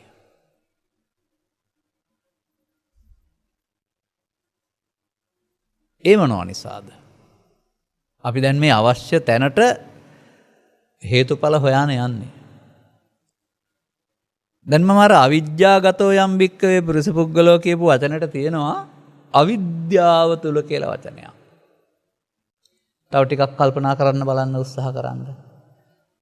අපුඤ්ඤං චේ සංකාරං අபிසංකරෝති අපුණ්‍ය හේතු එක් රැස් කරයිද අවිද්‍යාව තුල. අවිද්‍යාගතෝ යම් භික්කවේ අවිද්‍යාවක් තුල. අபிසංකාරා අවිද්‍යාපච්චා සංකාරා. පුඤ්ඤං චේ සංකාරං අபிසංකරෝති පින තුලත් ඒ අවිද්‍යාව තියෙනවා. අවිද්‍යාගතෝ යම් භික්කවේ පුරුෂ පුද්ගලෝ. අර බුදුන් වහන්සේ පහළ වෙන්න පෙර හිටියා වූ බඹලෝකීය අයගාව තියෙන ලෞකික ධානවලත් මේ අවිද්‍යාව තියෙනවා. දැන් අවිද්‍යාව තුළ නේද අපාය දිව්‍ය ලෝකේ බ්‍රහ්ම ලෝකේ සසර හදාගන්නේ අපි. බයද? පවත් අවිද්‍යාපච්චා සංඛාරා පිනත් අවිද්‍යාපච්චා සංඛාරා ධානයත් ලෞකික අවිද්‍යාපච්චා සංඛාරා කියලා මම කීවොත් ඒක අහන්න බයද? පිළිගන්න බයද? තේරුම් ගන්න බයද? බුදුහාමුදුරුවෝ අවිද්‍යාපච්චා සංඛාරා උගන්වන්න මේ ලෝකෙට පහළ වුණාද? අවිද්‍යා නිරෝධයෙන් සංඛාර නිරෝධය උගන්වන්න පහළ වුණාද? අවිද්‍යාවත් ඒව අශේෂ විරාග නිරෝධෝ සංඛාර නිරෝධෝ සංඛාර නිරෝධා විඥාන නිරෝධෝ එහෙමනේ පතා කරන්නේ. අවිද්‍යාව ශේෂයක්වත් ඉතුරු වෙන්නේ නැති වෙන්න නිරෝධ කරන්න පුළුවන් නම් සංඛාර වෙන්නේ නැහැ. අපි ඔය අපුඤ්ඤාභි පුඤ්ඤාභි ආනිජ්ජාභි ගන්න තව තැනකින් ගමු අපි ඔක. සංඛාරා පරම දුක. ලොකුම දුක සංඛාරයයි. යංකින්ච දුක්ඛං සම්භෝති සබ්බං සංඛාර පච්චය. සත්‍යයකට යම් කිසි දුකක් හට ගන්නවා නම් මේ පංච උපාදානස්කන්ධය තුළ ඒ සියල්ල සංඛාර ප්‍රත්‍යයෙන්. සංඛාරංච නිරෝධේන නැති දුක්ඛස සම්භවෝ. මේ සංඛාර නිරෝධ කරනවා නම් දුක හට ගන්නෑ. දැන් මේ හේතු නිරෝධයයි සංඛාර නිරෝධයයි දෙකක් වෙන්න බෑ නේද එතකොට? දුක හට ගන්න නැත්තේ සංඛාර නිරෝධ කිරීම නම් එහෙනම් දුක හටගන්නේ සංඛාරයෙන්. අන් හේතුබංගා කියන තැනට එහෙනම් සංඛාර නොවි අවසන් වෙන්නේ කොහොමද කියන දක්වා අපට යන්න වෙනවා. බලන්න සේලා භික්ෂුණියගේ දැක්ම කොහොමද කියලා. බලන්න මාර්යාගේ දැක්ම කොහොමද කියලා. ඒකයි මං කිව්වේ මාර්යා සෑහෙන බුද්ධිමත් කියලා. නිකන් මෝඩ මාරයෙක් නෙවෙයි. මේ බුදුසමයේ පෙන්වන සසරේ පැවැත්මයි නැවැත්මයි පිළිබඳ කරුණු පැහැදිලි කිරීම හොඳ ලස්සනට කරලා තියෙනවා.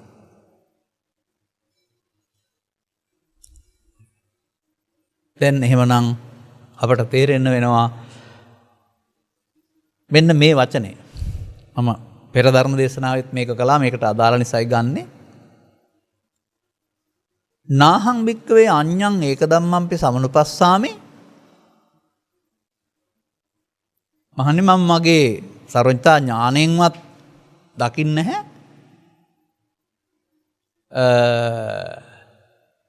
හටගන්න ගමන්ම නැහෙන දෙයක් සිත තරම්.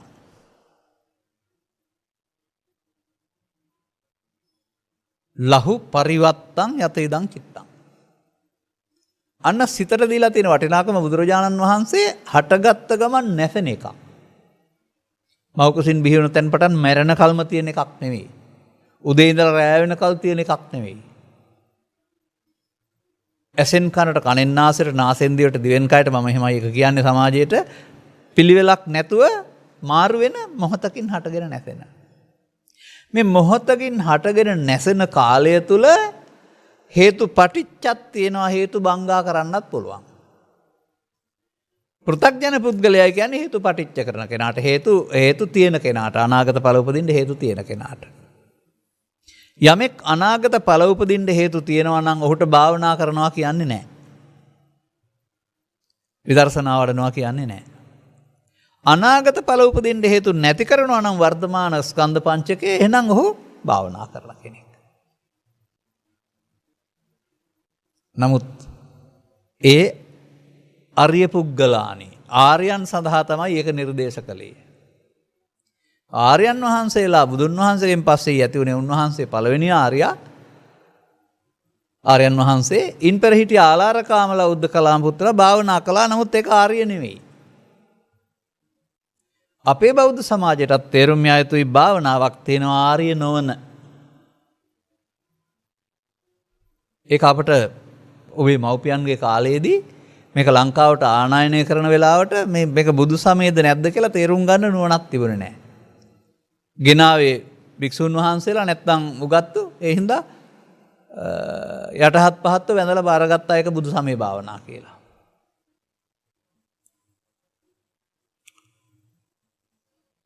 මම නම් ඉතින් ඕකට වචනයක් කියනවා ත්‍රිපිටකයෙන් හොයාගෙන මේක පාරවල් දෙකක්. මේ බුදු සමයේ ආර්ය ප්‍රතිපදාව එකක් බුදු සමයෙන් පරිබාහිර ප්‍රතිපදාව තව එකක්. මේ දාන සීලය නෙමෙයි භාවනාවේ. ඒ දෙක මනවින් වටහා ගන්නාතුරු බෞද්ධ ඇඳුම ඇඳගෙන අබෞද්ධයින්ගේ භාවනා කරන එක තමයි අපේ රට ඇයට කරන්න පුළුවන්. බෞද්ධ ඇඳුම සුදු ඇඳුම සිවුර මොකක් හරි බෞද්ධ ඇඳුමනේ. එතකොට එහෙම ඇඳගත්ත පමණින් අපි මේ කරන්නේ බුදුහාමුදුරන්ගේ භාවනා කරලා කියන්න බෑ. මොකද මේකේ තියෙනවා බොජ්ජංග විප්පයුක්තානි බොජ්ජංග සම්පයුක්තානි කියලා වචන දෙකක්. බොජ්ජංග විප්පයුක්තානි බාහිරකානි බොජ්ජංග සම්පයුක්තානි ආර්ය පුද්ගලානි කියලා මේ දෙක දෙකට කඩලා පෙන්නලා තියෙනවා. ඒ කියන්නේ හේතු භංග නොකරන භාවනාවක් තියෙනවා. හේතු සංගවන. මේවා තමයි මේ සමාජයේ භාවනා කරවන අය තේරුම් ගන්න ඕන. කරන දෙකම. කොහොමද ඒක තථාගතයන් වහන්සේගේ ඉගැන්වීම් වල වෙනත් කෙනෙක් මේ ප්‍රකාශය කරලා තියෙන තථාගතයන් වහන්සේ නෙමෙයි. නමුත් ඒක තථාගතයන් වහන්සේගේ ඉගැන්වීම තමයි. ඔබට තේරෙනවද? රූපයේ, ශබ්දයේ, ගන්ධයේ, රසයේ විවිධ අරමුණු ඔස්සේ සිත ඇති වී නැති වෙනකොට ඒවත් එක්ක එන කරදර හරි විවාදයක්. දුක, ඊර්ෂ්‍යාව, ක්‍රෝධය, වෛරය ආපහම ඒවා තමයි දුක් ගෙනත් දෙන්නේ. හොඳයි ඔබට පුළුවන් නම් පැයක කාලයක් එක අරමුණක හිත තියාගෙන ඉන්න. ඒ අරමුණ හිතේ තියෙන විට අනිත් එක අරමුණක්වත් එන්නේ නැහැ. දැනටත් මේක කරලා තියෙන අය තේරුම් ගන්නවා ඇති. මධ්‍යස්ථානයකට ගිහින් පඨවි හෝ ආපෝ හෝ තේජෝ හෝ පිම්බීම හෝ ඇකිලීම හෝ දෙයක් අරගෙන අරමුණ හුරු කරගත්තාම දැන් අරමුණ සිත වෙලා. මේක බලවත් දැන් වඩලා. දැන් මෙයා වාඩි වෙලා ඉන්න අරමුණේ සිතේ. අනිත් අයට එන්න ඉඩ නැහැ. ඉතින් ලෝභය, ද්වේෂය, මෝහය, ඊර්ෂ්‍යාව, ක්‍රෝධය නැත්තරම නැති වෙලා වගේ. හැබැයි නැත්තර නැති වෙලා නැහැ. එන්න ඉඩ නැතිසා හැංගිලා තියෙන්නේ. භාවනා මධ්‍යස්ථානෙන් අරමුණ අතහැරලා ගෙදර ගියාම අර ඔක්කොම ටික එනවා. හැංගිලා ඉඳලා. මෙහෙම සිත තුළ විවිධ අරමුණු වෙනුවට එක අරමුණක් තියාගෙන සමාධියක් හදාගන්න. සංසුන් බවට සමාධි කියලා කියනවා. සම්මා සමාධිය වුණාට සමාධි කියලා කියනවා. මේකට කියනවා ලෞකික මට්ටමේ ධාන. ඔබ මධ්‍යස්ථානයකට ගිහිල්ලා පැයක් කමාරක් ඉන්න පුරුදු කරගත්ත කෙනෙක් නම් ඔබට තේරෙවි සිත විවිධ අරමුණු එනවා වෙනුවට එකම අරමුණ නැවත නැවතත් උපදින්න ඇරලා එය බලවත් කර ගැනීම තුළ අනිත් අරමුණු එන්න නොදීමෙන් ඒ දුකින් මග ඇරලා ඉන්න පුළුවන්. දැන් මෙතනදි වෙන්නේ කාමච්ඡන්ද ව්‍යාපාද ආදී දේවල් සිතට එන්නේ නැතුව යටපත් වෙන නිසා. එතකොට ඒවා එන්නේ නැති නිසා එතන ඒ රාගේ නැහැ. ඒ නැත්තේ යටපත් වෙලා. ඒ නිසා තියෙනවා ධානානි විරාගානි කියලා. එතන. හැබැයි ලෝකෝත්තර තත්ත්වයේදී මේ නීවරණ නැසී ඇති බැවින් ඒ ධානත් විරාගයි. නමුත් මේ දෙක සම්බන්ධයෙන් පෙන්නනවා බොජ්ජංග සම්පයුක්තානි බොජ්ජංග විප්පයුක්තානි. අර බුදු සසුනෙන් පරිබාහිර භාවනානුයෝගියාගේ ධානය බොජ්ජංග රහිතයි. ආපහු එන්න ඉඩ තියෙනවා. ධර්මයේ තේරුම් අරන් සමාධිය වඩන කෙනාගේ ධාන වඩන කෙනාගේ ඒක ලෝකෝත්තර ධානය අර්ථ නෙමෙයි. ඒක බොජ්ජංග රහිතයි. සහිතයි. දැන් එතකොට බණ දන් නැතුවත් භාවනා කරන්න පුළුවන්. බණ දැනගෙනත් භාවනා කරන්න පුළුවන්. අර සමාධිය නැත්තම් ධානය බොජ්ජංග රහිත. මේක බොජ්ජංග සහිත. ඊළඟ වචනේ මොකද්ද? බොජ්ජංග රහිත ධානය බාහිර කානි හේවත් සසුනෙන් බාහිරයි. ඒක බුදු බණට අයිති නෑ. බොජ්ජංග සම්පයුක්තානි ධානානි අරිය පුද්ගලානි අන්න වචනේ ආවා. බොජ්ජංග සහිත ධාන තියෙන්නේ සෝවාන් වලින් එහා පැත්තට ආර්ය පුද්ගලයින්ට. මේ දෙක මනවින් තේරුම් ගන්න නැත්නම් ඔබ යන්නේ බණ දන්නේ නැතුව අර බාහිර කානිවල. ඒක හේතු බංගා නිරුද්ධති නෑ. ඒක හේතු මග ඇරින්න එක තියෙන්නේ.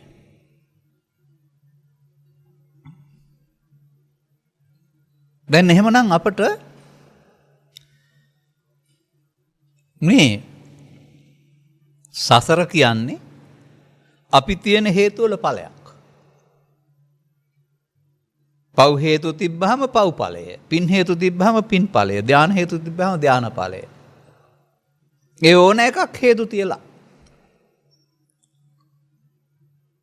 ඒ පව් හේතු තියෙනවට කියනවා පව් රැස් කරනවා, පින් හේතු තියෙනවට කියනවා පින් රැස් කරනවා, ධාන හේතු තියෙනවට ධාන කුසල රැස් කරනවා.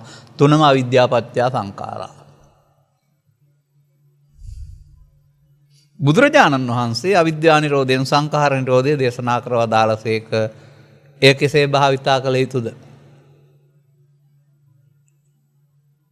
ස්කන්ධ පංචකය තුල අවිද්‍යා නිරෝධයෙන් සංඛාර නිරෝධය භාවිතා කරා. සංඛාරා පරමා දුකානං සංඛාරංච නිරෝධේන නම් දුක හට ගන්න නැත්තේ අන්න සංඛාරංච නිරෝධේන. ඒක තමයි හේතු බංගා. අපිට කරන්න තියෙන වැඩක් මේ පෙන්වන්නේ. භාවනාවෙන් වෙන්න ඕන වැඩේ ඒ පෙන්වන්නේ. නිකම්ම සමාධියක් හදාන බලන් ඉන්න නෙමෙයි තියෙන්නේ. ඒකෙදි කරන්න ඕන උපන්න කුසල් දුරු කරන්න ඕන.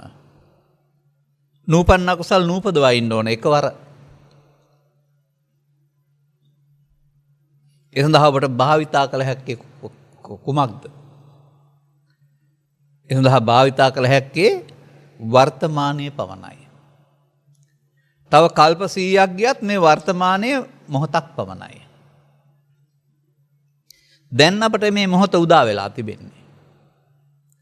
අපි මේක පරම්පරාවෙන් අරගෙන අද නොකර හෙටට අනිද්දාට මත බුදුහාඳුරන්ගේ සාසනයට කල් දැමින්න පුරුද්දක් ඇති කරගත්තොත් ඒ නරක ඇබ්බැහිය සංසාරයට ගිහින් කවදාවත් අපි මේක වර්තමානයේ කරන්නේ නැති කල් දාන පිරිසක් බවට පත් වෙනවා. ඉතින් මම ඕක කියන විදිහක් තියෙනවා. hina වෙන්න එහෙම එපා ඒවා කිව්වට.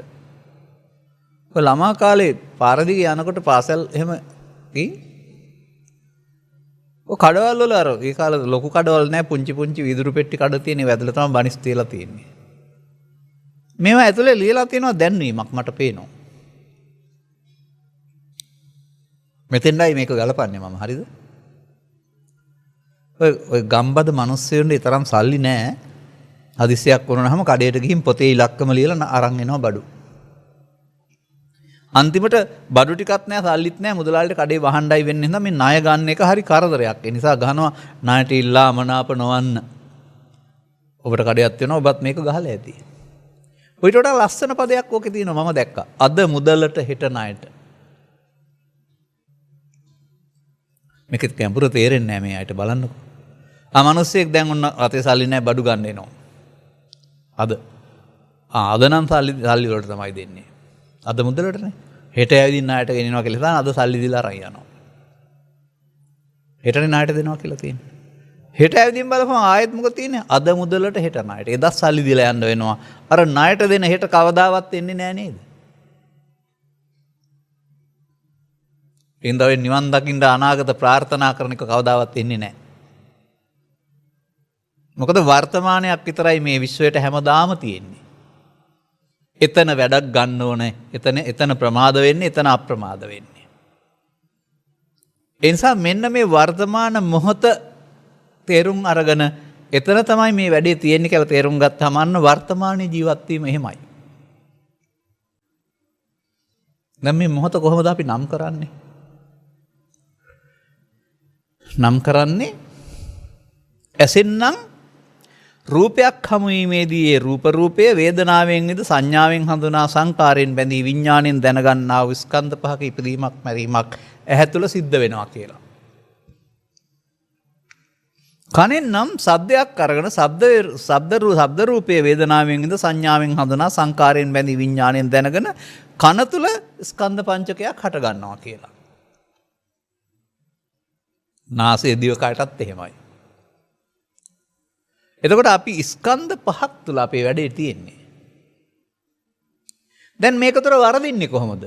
අර හේතු පටිච්ච හේතු තවන්නේ කොහොමද? සසරේ බුදුරජාණන් වහන්සේ හමු වෙන්න පෙර අපි කරපු ලොකුම වැරද්ද තමයි සසරේ ප්‍රමාද වෙන එක. ඒක උපන්ගෙයි තියෙන දෝෂයක් සත්වයාට. මේ ප්‍රමාද වෙනවා කියන්නේ ලේට් නෙමෙයි. ඔබ කියන සිංහලෙන් පමාව නෙමෙයි. මේ ස්කන්ධ පංචකය තුල එතනින් නිමා වෙන්න පුළුවන් හැකියාව තිබියදී අනාගතයේ ඵලයක් ලබන්න හේතුවක් ඉතුරු කරනවට කියනවා පමාව. එහෙනම් බුදුන් වහන්සේ වදාළ පරිදි පව් හේතු තිබ්බත් පමාව, පින් හේතු තිබ්බත් පමාව, ධාන හේතු තැබුවත් පමාව. මේ හේතු අතිට අල්ලන්න පුළුවන්ද? බැහැ. නමුත් හේතු වශයෙන් ඉතුරු වෙන්නේ නැද්ද? ඉතුරු වෙන තමයි ඒකට කියන්නේ අවිද්‍යා සංකාරකය. අල්ලන්න බෑ.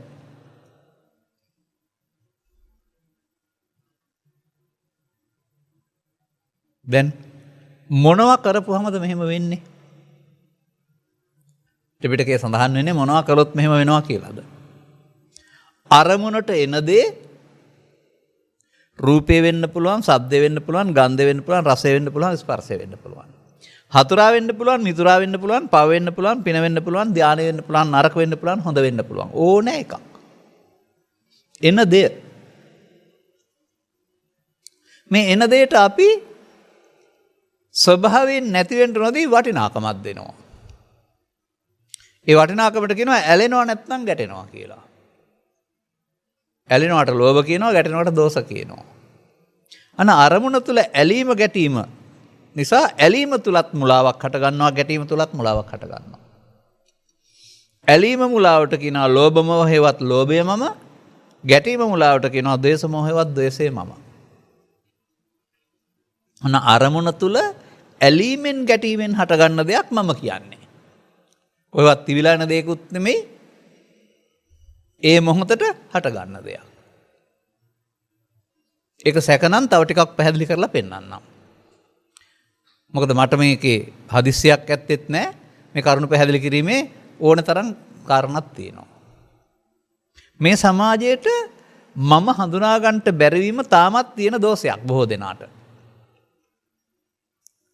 ඇතැම්හු මම කියන්නේ අකුරු දෙකකට. ඇතැම්හු මම කියන්නේ ශරීරයට. ඔබ නෙමෙයි මහ වියත්තු. ශරීරේ කොටස් 32කට බෙදලා පැත්තකින් තියලා මේකේ මම කියලා කෙනෙක් නැහැ කියලා තාමත් කියා ඉන්නවා. කවුද බුදුරජාණන් වහන්සේ එහෙම වදාරලා තිබෙනවද? නැහැ.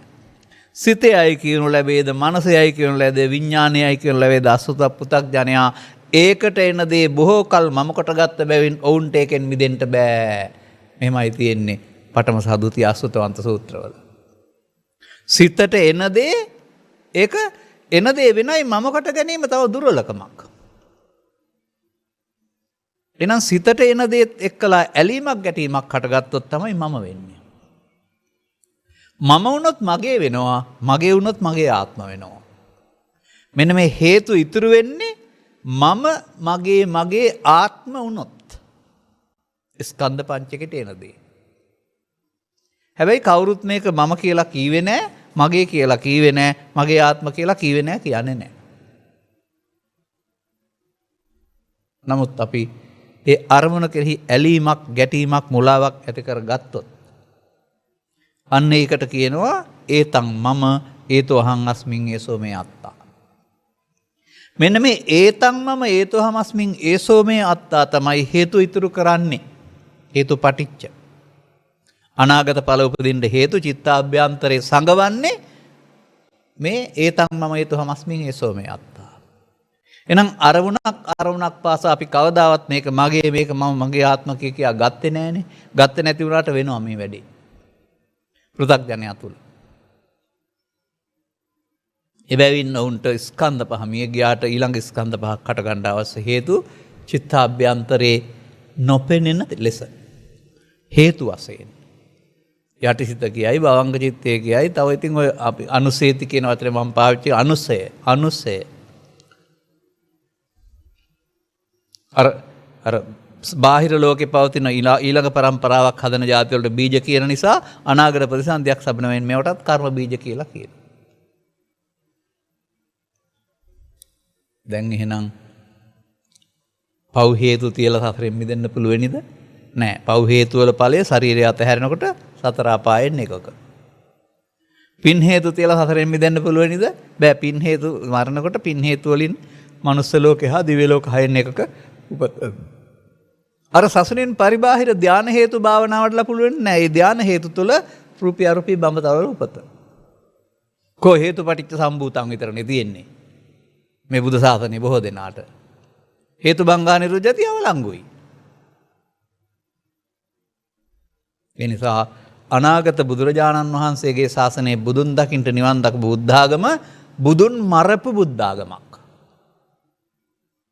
කෙනෙක් නැති වුණාට.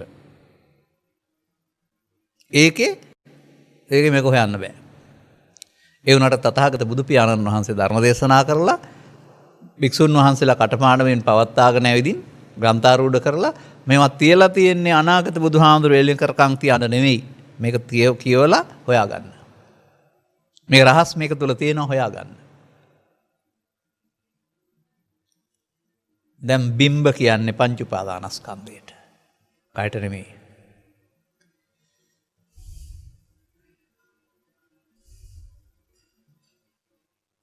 කේන ඉදක් කතම් බිම්බං කන්නු බිම්බස්සකාරකෝ කන්නු බිම්බ සමුප්පන්නං කන්නු බිම්බං නිරුජ්ජති. කොහොමද මේ කවුද හදන්නේ කවුද කාරකයා කොහොමද හරගන්නේ කොහොමද නැන්නේ?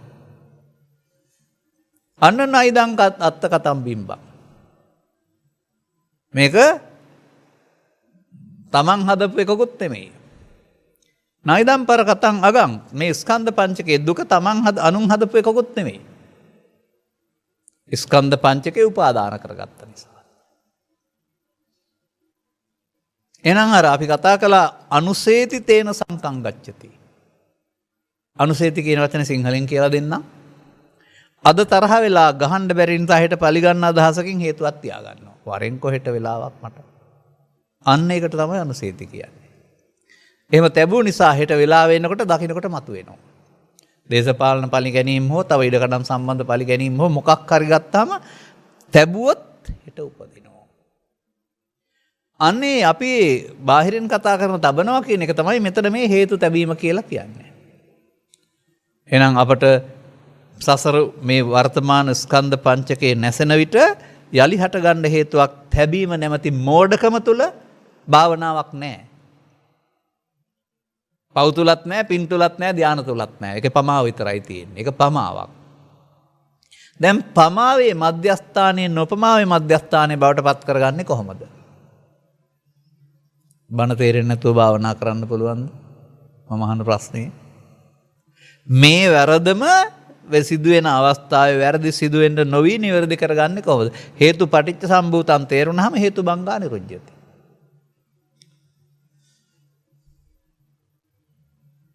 දැන් හොඳයි කෙනෙකුට මරණාසන්න මොහොතට පැමිණෙනකොට අපාය උපදින්න හේතු නැත්නම් ඔහුට අපායක් තියනවද? මරණාසන්න මොහොතට පැමිණෙන්න පරලෝ යන්න පින් හේතු නැත්නම් ඔහුට දිව්‍ය ලෝකයක් තියනවද? මරණාසන්න මොහොතේ පැමිණෙනකොට ධාන ලෝකයක් නැත්නම් හේතු නැත්නම් ඔහුට ධාන ලෝකයක් තියනවද?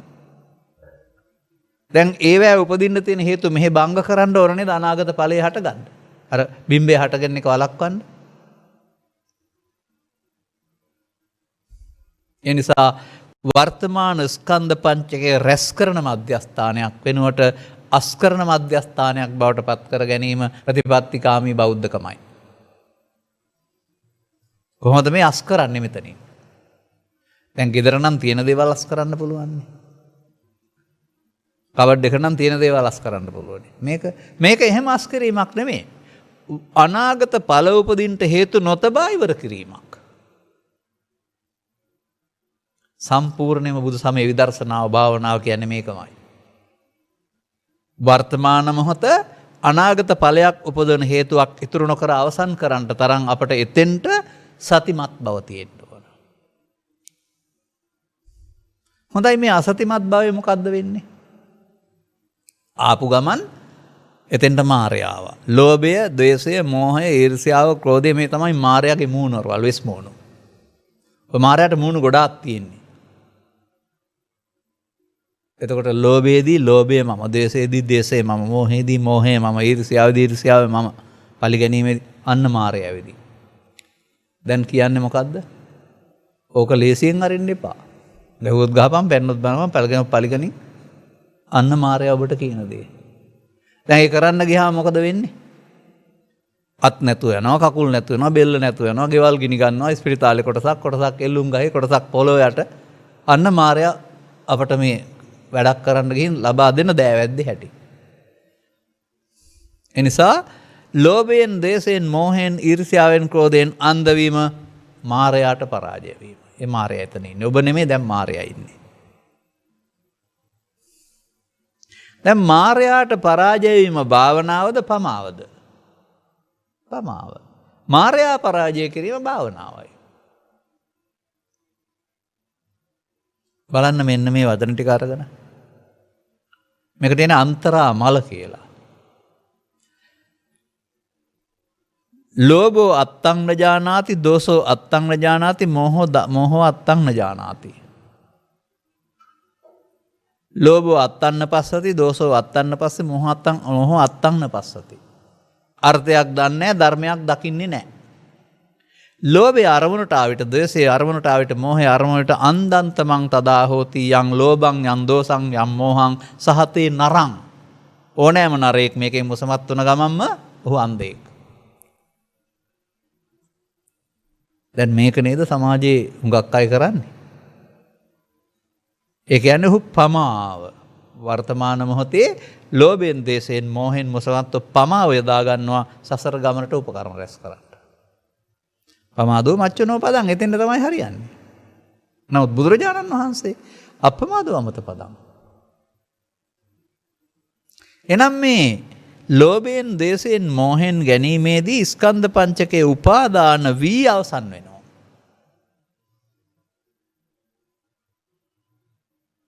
ස්කන්ධ පංචකේ මිය යනවා. යලි හට ගන්න හේතුවක් ඉතුරු වීම යන එකට කියනවා උපාදාන වී අවසන් වෙනවා. උපාදාන වී අවසන් වීමට කවදාවත් අපි කියන්නේ නැහැ උපමාව කියලා. ඒ උපමාව. ඒක තිබෙන තැන් තිබෙනවද? ඕන තරම් සූත්‍ර හොයාගත්ත හැකි. මම එකක් තමයි කිව්වේ, ඒ වරමුණෙහි මුලාවීම තුළ, මමත්වෙන් ගැනීම තුළ අරමුණ නැසුනාට හේතුවක් ඉතුරු වෙනකට කියනවා අනුසේති. එයින් අන්න ඊළඟ හේතු ගැටෙනකොට ඒ හේතුව නිසා දුක හට ගන්නවා. අර බාහිර කාරණා නිසා නෙවෙයි. සැබවින්ම මේ සමාජයේ තේරුම් ගන්න ඕන අවුව හරි, වැස්ස හරි, පින්න හරි මේ ලෝකේ තියෙන මොකක්වත් නෙමෙයි දුක් ගෙනත් දෙන්නේ. ඒක හැමදාමත් තිබුණා. ඉස්සරහටත් තියෙනවා. බුද්ධ කාලෙත් තිබුණා, බුදුන් වහන්සේටත් තිබුණා. ඒවා උදව් කරන තමන්ගේ ඇලෙන ගැටෙන තමන් හදාගත්ත කාරණේ නිසා තමයි මේවා තමත් දුකටපත් වෙන්නේ. ඔක තියෙන හොඳ තැනක් තියෙනවා. ඒකට කියන තනි වචනයක් මම පාවිච්චි කරනම් තනි ගාථා පදයක් විතරක්. මේ ළඟදී මම මේ ගාථාවෙන් සම්පූර්ණ ධර්ම දේශනාව කළ නිසා ඔක්කොම ගන්නෙ නෑ. අකිංචනං න අනුපතන්ති දුක්ඛා, කිංචනං පතන්ති දුක්ඛා. කිංචන කියන්නේ ලෝභ දේශ මොහයන්ට, කිංචන තියෙන පුද්ගලයාට ලෝක දුක් පතිත වෙනවා. කිංචන නෑ, අකිංචන. එතකොට එහෙනම් දුක් පතිත වෙන්නේ නෑ. එහෙනම් ලෝකෙ නෙමෙයිනේ අර කිංචන වල දුක් තියෙන්නේ. ඒ කිංචන කියන්නේ ලෝභ දේශ මොහ මමත්වෙන් ගත්ත කාරණාව. මේ ගත්ත කාරණා ඇවිදින් ඉවර වෙන්න ඕන, අනාගතයට ගන්න කාරණා නොතියා ඉවර වෙන්න ඕන. මේකට පාවිච්චි කරන්න ඕන වර්තමාන මොහොත. එතකොට වර්තමාන මොහොත ඔබේ භාවනා මධ්‍යස්ථානයයි. ඔබ මේ වෙලාවට පාවිච්චි කරන්නේ ඇහැද, කනද, නාසයද, දිවද, කයද? ඒ ඕන එකකින් මේ භාවනා මධ්‍යස්ථානේ පාවිච්චි කරන්න පුළුවන්. ඒකට සාක්ෂියක් වශයෙන් මම පෙන්නනවා දීඝනිකා ඉන්ද්‍රිය භාවනා සූත්‍රය. ඒකේ පෙන්නන්නේ අස්ප්‍යාන භාවනා කරන්න කියලා නෙමෙයි. චක්කුණා රූපං දිස්වා uppajjati මනාපං uppajjati අමනාපං uppajjati මනාපං සෝ සංකතං ඕලාරිකං පටිච්චසමුප්පන්න. සෝ තේන සද්දං සුත්වා ගානේන ගන්ධං ගායිත්වා හැම එකම පෙන්නනවා. එතනදී පෙරකල වැරැද්ද නොකර ඉන්න අපිට අවබෝධයක් තියෙන්න වෙනවා. මොකද්ද පෙරකල වැරැද්ද? ඔස්සාගේ මැස්ස යන්න බෑ කේන් තියෙනවා. ලාභය ඇලෙනවා අලාභය ප්‍රතික්ෂේප කරනවා. එහෙනම් ඇලීම් ගැටීම් අපි පුරුදු කරගත්ත බොහොම කල්. ඒ ඇලීම් ගැටීම් නිසා මොකද වෙන්නේ මේ හටගන්න ස්කන්ධ පංචකයේ මමත්වයෙන් ගැනීම තුළ නැසෙන්නේ හේතු ඉතුරු වෙලා. අන්න හේතු මේ බංගා නෙමේ හේතු ඉතුරු වුණා. මේ හේතු ඉතුරු වෙන එක අවසන් කරනවට කියනවා හේතු බංගා කියලා. එතකොට තැබුවේ නැත්නම් ආයෙ කොහෙන්ද හටගන්නේ?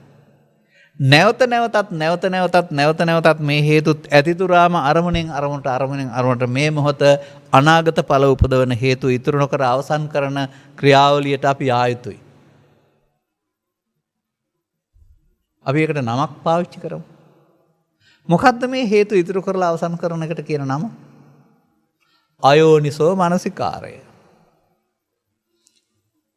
සිහිය නැතුව ගිහින් මම බවට පත් වෙනවා. මම මගේ කොට අරගෙන අරමුණ පාවිච්චි කරන්න ගියාම හේතු ඉතුරු වෙනවා චිත්තාභ්‍යන්තරයට.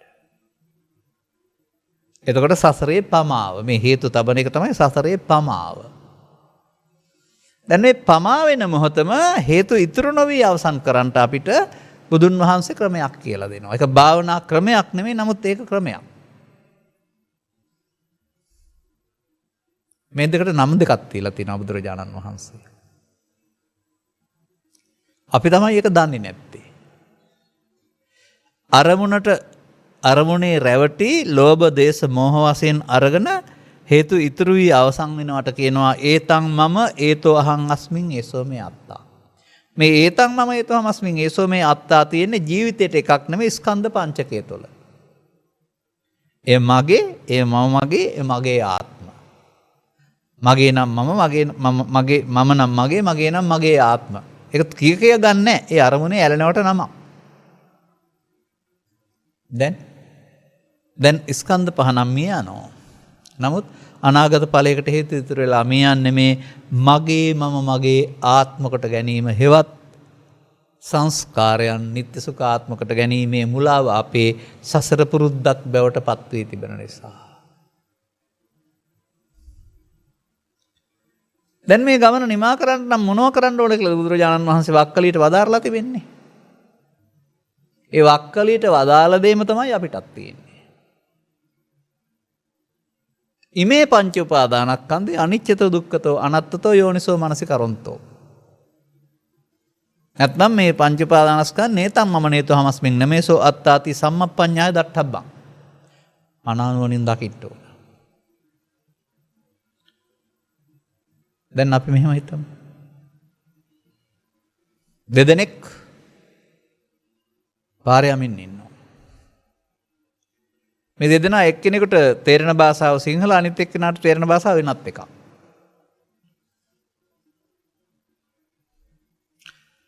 සිංහල භාෂාවෙන් පරුස වචනෙන් බනිනවා කෙනෙක්. හොඳට නින්දා කරලා. අර සිංහල තේරෙන කෙනා මේක බාර අරගෙන හරි මට බැන්නා. අද මට අතපය වළංගුත් නැහැ, කට්ටියක් නැහැ. මම ඕකට එකට එක කරන්නම්කෝ කියලා ඒක අවසන් කළේ හෙටට ගන්න තියලා. අර සිංහල තේරෙන්නේ නැති කෙනා ඇස් දෙක අරගෙන කට දිහා බලන් ඉඳලා hina වෙලා තේරුණේ නැහැ, ඉඳ වැදුනේ නැහැ හිතට යන්න ගියා. දෙන්නට මැහුණ සද්දේ. අරයා බාරගත්තා, අරයා බාරගත්තේ නැහැ. බාරගත්තේ නැති කෙනාට හෙට උපදින්නේ නැහැ. හෙට උපදින්න බාරගත්තනක තමයි නැවත උපදින්න තියෙනවා කියන්නේ. ඔබට මේක අත්හදා බලන්න පුළුවන්. ද්‍රවිඩ භාෂාව තේරෙන්නේ නැත්නම් ද්‍රවිඩ භාෂාවෙන් කවුරු හරි බැන්නාම ඇස් දෙකත් අරගෙන hina වෙ ඉන්න පුළුවන්. රිදෙන්නේ නැහැ. ඒ නිසා බැනීම වෙනයි, බාර ගැනීම වෙනයි. සංසාරේම පුරුදුනේ බැනීම බාර ගැනීම කොට ගන්න. නම් බැනීම වෙනයි, බාර ගැනීම වෙනයි. බැනීම නවත්තන්න බෑ, බාර ගැනීම නවත්තන්න පුළුවන්. නමුත් අපි පුරුදු වුණා බාර ගන්න. මේ දෙක එකක් කොටගෙන බැනීමමයි බාර ගැනීම කියලා හිතාගත්තා. බැනීම බාර ගැනීම නම් ද්‍රවිඩ භාෂාව තේරෙන්නේ නැති කෙනාට ද්‍රවිඩ භාෂාවෙන් බැන්නාම බාර ගැනීම නැහැ. තේරෙන කෙනා බාර ගැනීම. ඉතින් අර බැනීම නම් මේක දෙක දෙන්නටම එකක් වෙන්න එපා.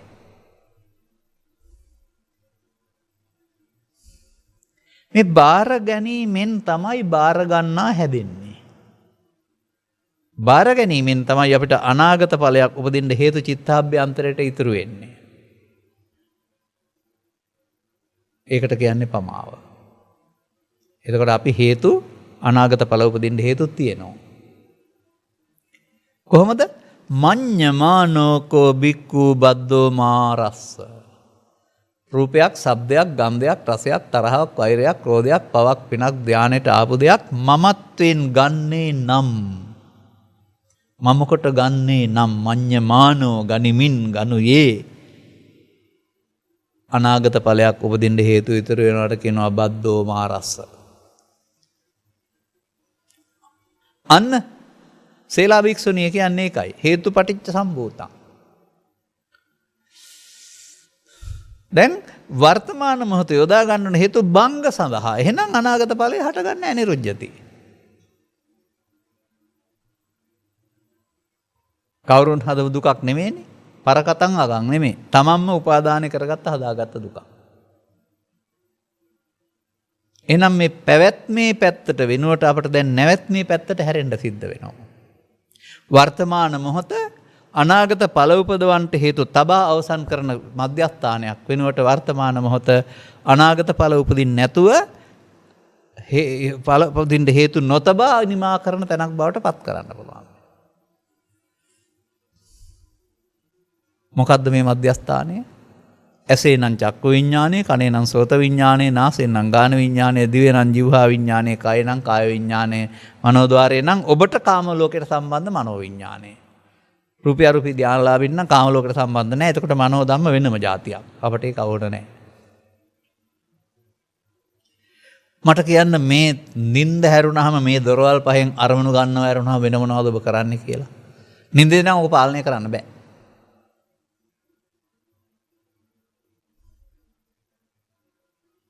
දැන්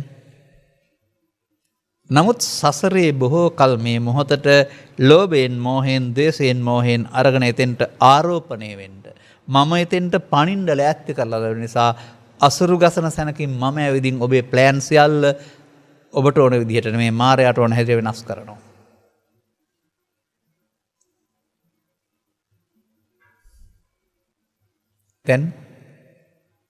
දැන් ඔබට තේරෙනවද ඔබට පවේදී පව නිත්‍ය සුඛාත්ම බව?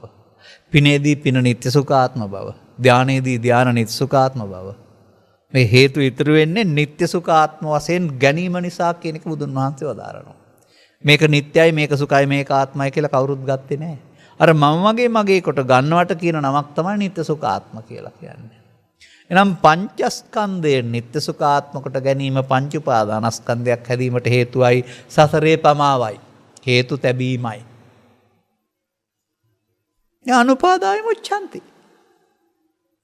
උපාදාන නොවි අවසන් කරන්න පුළුවන් නම්. එහෙනම් මෙතන තේරුම් ගන්න කරුණක් තියෙනවා. මේක තමයි උන්ට පැහැදිලි කරන්න අවශ්‍ය විශේෂ කාරණාව. මේ ප්‍රසාදයයි ගෝචර රූපය, ආලෝකයයි, මනසිකාරයයි, චක්කු විඥානය මේවා හටගෙන ඒවා නැසෙනකොට මේක නැසෙනවා කියන එක නෙමෙයි මේ නිරෝධයි කියන්නේ. මේ හේතු හටගෙන නැසෙනවා, ඒකට නෙමෙයි අනිත්‍යයි කියන්නේ. එහෙම තමයි වර්තමානයේ බොහෝ දෙනෙක් හිතන්නේ. හේතු බංගා කියන්නේ ඒක ඊට පස්සේ එහෙමම ඒ ඇති වෙන එක නැති වෙන එක අනිත්‍ය කියලා. නමුත් මේ අරමුණ තුළ සිදුවෙන කරුණු දෙකක් තියෙනවා. එකක් අනාගතයට හේතු ගන්නට හේතු තබා අවසන් වීම, එකක් අනාගතයට ගන්න හේතු නොතබා අවසන් වීම. අනාගතයට ගන්න හේතු තබා අවසන් වීම බොහෝ කල් අපි කරපු එකක්. මටත් වෙලාවක් ආවයිකෝ. කොකාටත් වාරයක් නම් තිත්තයටත් වාරයක්. ওই වචනින් කියන්නේ ඒක තමයි. පාරම්බානවා කියන වචනේ පාවිච්චි කරනවා ගම්බදව. රිටර්න් එක දෙනවයි කියලා පාවිච්චි කරනවා දේශපාලනයේ පවාවකේ. ඒ වචන කියන්නේ තේරෙන්නේ හරිද? එච්චර සංවර වචන නෙවෙයි ඒවා. එහෙනම් දැන් අපට කරන්න පුළුවන් දේ තමයි මේ වර්තමාන මොහොත ඉවර වෙන්න ඕන අනාගත ඵලයක් උපදවන්න නැතුව. මේක කොහොමද ත්‍රිපිටකයේ සූත්‍රවල පෙන්වලා තිබෙන්නේ? මම උදේ එක විදිහකට පෙන්වනවා, ආයෙ එතන පෙන්වන්නේ නැහැ, තව විදිහකින් පෙන්වනවා මම. ඔබ යන්න මම කියන උදාහරණයට. තාත්තා හේනේ ගහක් කෑලි කෑලි වලට කපලා ගොඩ ගහලා ගින්දර තියලා තියෙනවා. දැන් මේ දර නිසා ඇවිලෙනවා ගිනි දැල්ල. නවත්තන්න බෑ තියෙන කල් ඇවිලෙනවනේ. ඔබ ගින්නවට කැමති නෑ. ඔබට දර දාන්න බෑ. ඔබ ගිහින් මේකට ගොම ටිකක්, පිදුරු ටිකක්, තනකොළ ටිකක් දානවා.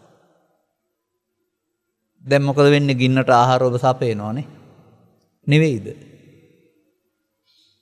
මුලින් හටගත්ත අමුද්‍රව්‍ය ටිකක් තියෙනවා. මේකට තව ටික ටික දානකොට ටික ටික එක දාන්නේ. දාන්න ආපහු ගින්න පැතිරෙනවා, ඇවිලෙනවා. වරනහම ගින්න නිමිල්ලක් නැහැ.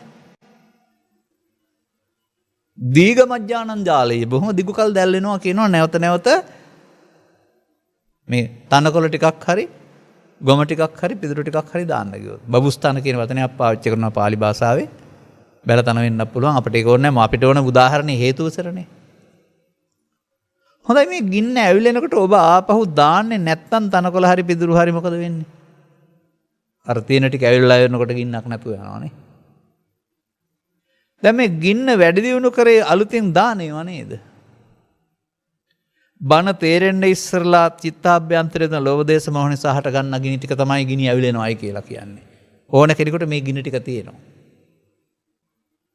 නමුත් තේරුම් ගත්ත පුද්ගලයා දැන් කරන්න ඕන දේ තමයි ආය පිටුරු දාන්න එපා, ආය තනකොළ දාන්න එපා, ආය ගොම ටිකක් දාන්න එපා. ඒ දැමේ මොහොතේනේ. මොකද්ද මේ උපමාවෙන් පෙන්වන්නේ? වර්තමාන මොහොතේ අනාගත ඵලයක් උපදින්න හේතුව චිත්තාභ්‍යන්තරයට ශේෂ වෙන විදිහට කටයුතු නොකර ඉවර කරන්න. ශේෂ වී ඉවර වීමට අවශේෂ නිරෝධය කියනවා. ශේෂ නොවි අවසන් වීමට නිරවශේෂ නිරෝධය කියනවා. ශේෂ වී අවසන් වෙනකොට කියනවා සංස්කාරයන්ගේ නිත්සුකාත්මය කියලා. ශේෂ නොවි අවසන් වෙනකොට කියනවා සංස්කාරයන් අනිත්‍ය අනාත්ම වශයෙන් බලනවායි කියලා. ඔන්න බුදු සමයේ අනිත්‍ය තිබෙන තැන. කේසා අනිච්චා, ලෝමා අනිච්චා, නඛා අනිච්චා නෙවෙයි. වතු පිටි අනිච්චා, ඉඩකණන් අනිච්චා, හරක බාන අනිච්චා, මල් පරණ අනිච්චාත් නෙවෙයි. ඒක තමයි අපේ අහිතන් ඉන්නේ. මේ අනිත්‍ය නම් වූ ධර්මයේ සරණින් ස්කන්ධ පංචකේ උපාදාන නොවි මිය යනවා. ඒකට කියනවා හේතු බංගා. එහෙනම් හේතු බංග වුණොත් අලුතෙන් හට ගන්නවද ඵල? අන්න සේලා මේක තේරුම් අරන් හිටියා. හේතු බංගා නිරුද්ධ. එහෙනම් අපට අනිච්චං කියලා හරියන්නේ වර්තමාන ස්කන්ධ පංචකය අනාගත ඵල උපදන හේතු තබන් නැති තැනක් බවට පත් කරගන්නට අපට අවබෝධයක් තියෙන්න ඕන.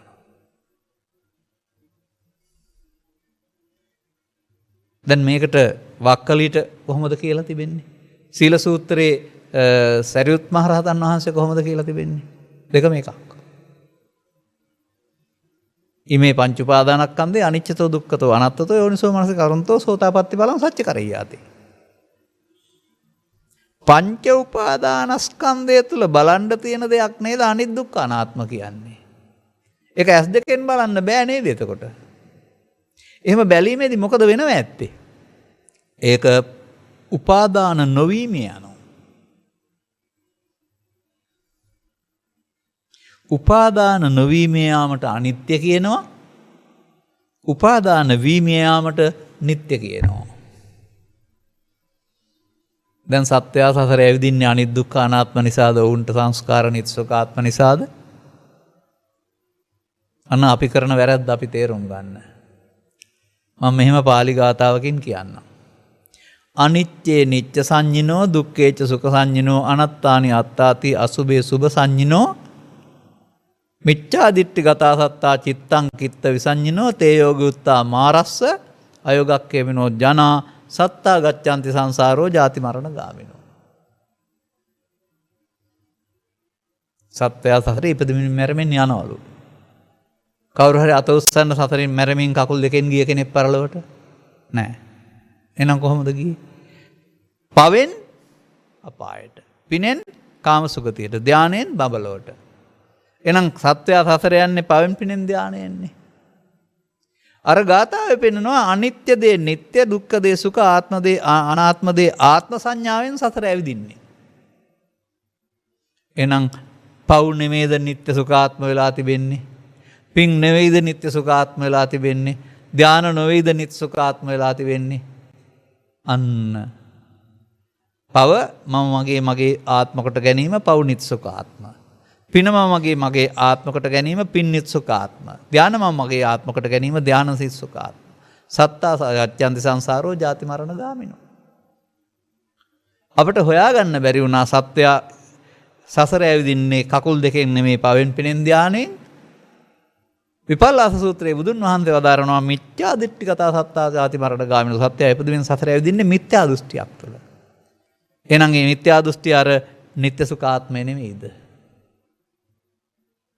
දැන් බුදුරු පහලලා මොකද කරනවයි කියන්නේ? තේයි මං ධම්මං දේසේති දුක්ඛෝප සමගාමිනම්. මේ දුකින් මිදෙන්න මෙන්න මේ ධර්ම දේශනා කරනවා. අන්න ධර්ම ශ්‍රවණය කරලා තේසං සුත්තාන සප්පඤ්ඤෝ සචිත්තම් පච්ච ලද්දතේ ප්‍රඥාවන්තයෝ මේක අහලා නුවණ ලබා ගන්නවා.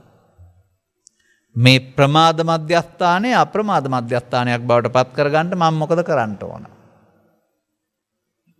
අනිච්චං අනිච්චතෝ දක්ඛං දුක්ඛමත් දක්ඛ දුක්ඛතෝ අනත්තානි අනත්තාති අසුභං අසුභ තද්දසුං සම්මා දිට්ඨි සමාදානා සබ්බ දුක්ඛා උපජ්ජගු. අනිත්‍ය අනිත්‍ය වශයෙන් දුක්ඛ දුක්ඛ වශයෙන් අනාත්ම අනාත්ම වශයෙන් බලනවා නම් ඒකට කියනවා සම්මා දිට්ඨි සමාදානය. එන් සියලු දුක් ඉක්ම ගියේ සම්බ දුක්ඛා උපජ්ජගු. දැන් ඔබට මොකද තේරෙන්නේ? සසර තියෙන එකක් නෙමෙයි. තමන් කරන කාරණා අනුව හැදෙන එකක්. සාමාන්‍යයෙන් සුලිසුලකට දිසාවක් නැහැ. එල්වෙන බලපෑම් අනුව දිසාව හැරෙමින් ගමන් කරනවා. සසරට දිසාවක් නැහැ. පව අල්ලාගත්තොත් පව් පැත්තට හැරෙනවා. පින අල්ලාගත්තොත් පින් පැත්තට හැරෙනවා. ධාන අල්ලාගත්තොත් ධාන පැත්තට හැරෙනවා. අල්ලා ගැනීම මුලාවයි හේවත් පාපයයි. අරමුණ තුලයි මේ අල්ලා ගැනීම සිද්ධ වෙන්නේ. එතකොට අරමුණ තුන අල්ලා ගැනීම පෘථග්ජන පුද්ගලයාගේ වැඩක්. අන්න අසුතවා පුතුග්ජන වරියණං අදස්සාවි. ඒ අරමුණ තුළම අල්ලා නොගැනීමෙන් මේ කටයුත්ත නිමා කරන්නට වීරියක්, උත්සාහයක්, සතියක් අර බොජ්ජංග කියන පැත්ත තියෙන්න ඕනේ ඒකටයි. මේ පරණ මෝඩකම කරලා තවදුරටත් සසර බැඳෙනවද? මෙතනින් එහා පැත්තට ගලවලා දෙන්න කෙනෙක් නැහැ. බුදුරෙක් මමයි එලි කරන්නේ. එහෙනම් අපට වීරියක් තුලින් මේ සසර බන්ධනෙන් නිදහස් වෙන්න මේ මොහොත පාවිච්චි කරන්න ඕන. මම යෝජනා කරනවා තේරෙන අයට ඔයවත් ගිහින් හදන්න ඕන නෑ. මේ මොහොතේ භාවනා මධ්‍යස්ථානය පාවිච්චි කරන්න. කොහේ හිටියත්, ගෙදර හිටියත්, පාරේ හිටියත්, බස් රථේ හිටියත්, නිින්ද හැරෙන විට ඕනෑම මොහොතක වර්තමානයේ අරමුණත් එක්කලා අතීතයේ තැබූ දේවල් එනවා. පරණ පුරුද්දට සතිය නැති වුණොත් එතෙන්ට මම ඇවිදින් ප්‍රශ්න ඔක්කොම අවුල් කරනවා. එතන ඔබට පුළුවන් නම් සංසිඳෙන්න අරින්න. අනාගත ඵලයක් උපදින්න නැති විදිහට අවසන් වෙන්න. අන්නේ අනාගත ඵලයක් උපදින්න හේතු ඉතුරු නොවි අවසන් වීමට අනිත්‍ය කියනවා. අනාගත ඵලයක් උපදින්න හේතු ඉතුරු වී අවසන් වීමට නිට්ටය කියනවා. එහෙනම් ස්කන්ධ පංචකයේ නිත්සුකාත්මකට ගන්නා සසරේ සැරිසරයි පවපින් ධාන ඔස්සේ. එතකොට පංච උපාදානස්කන්ධය.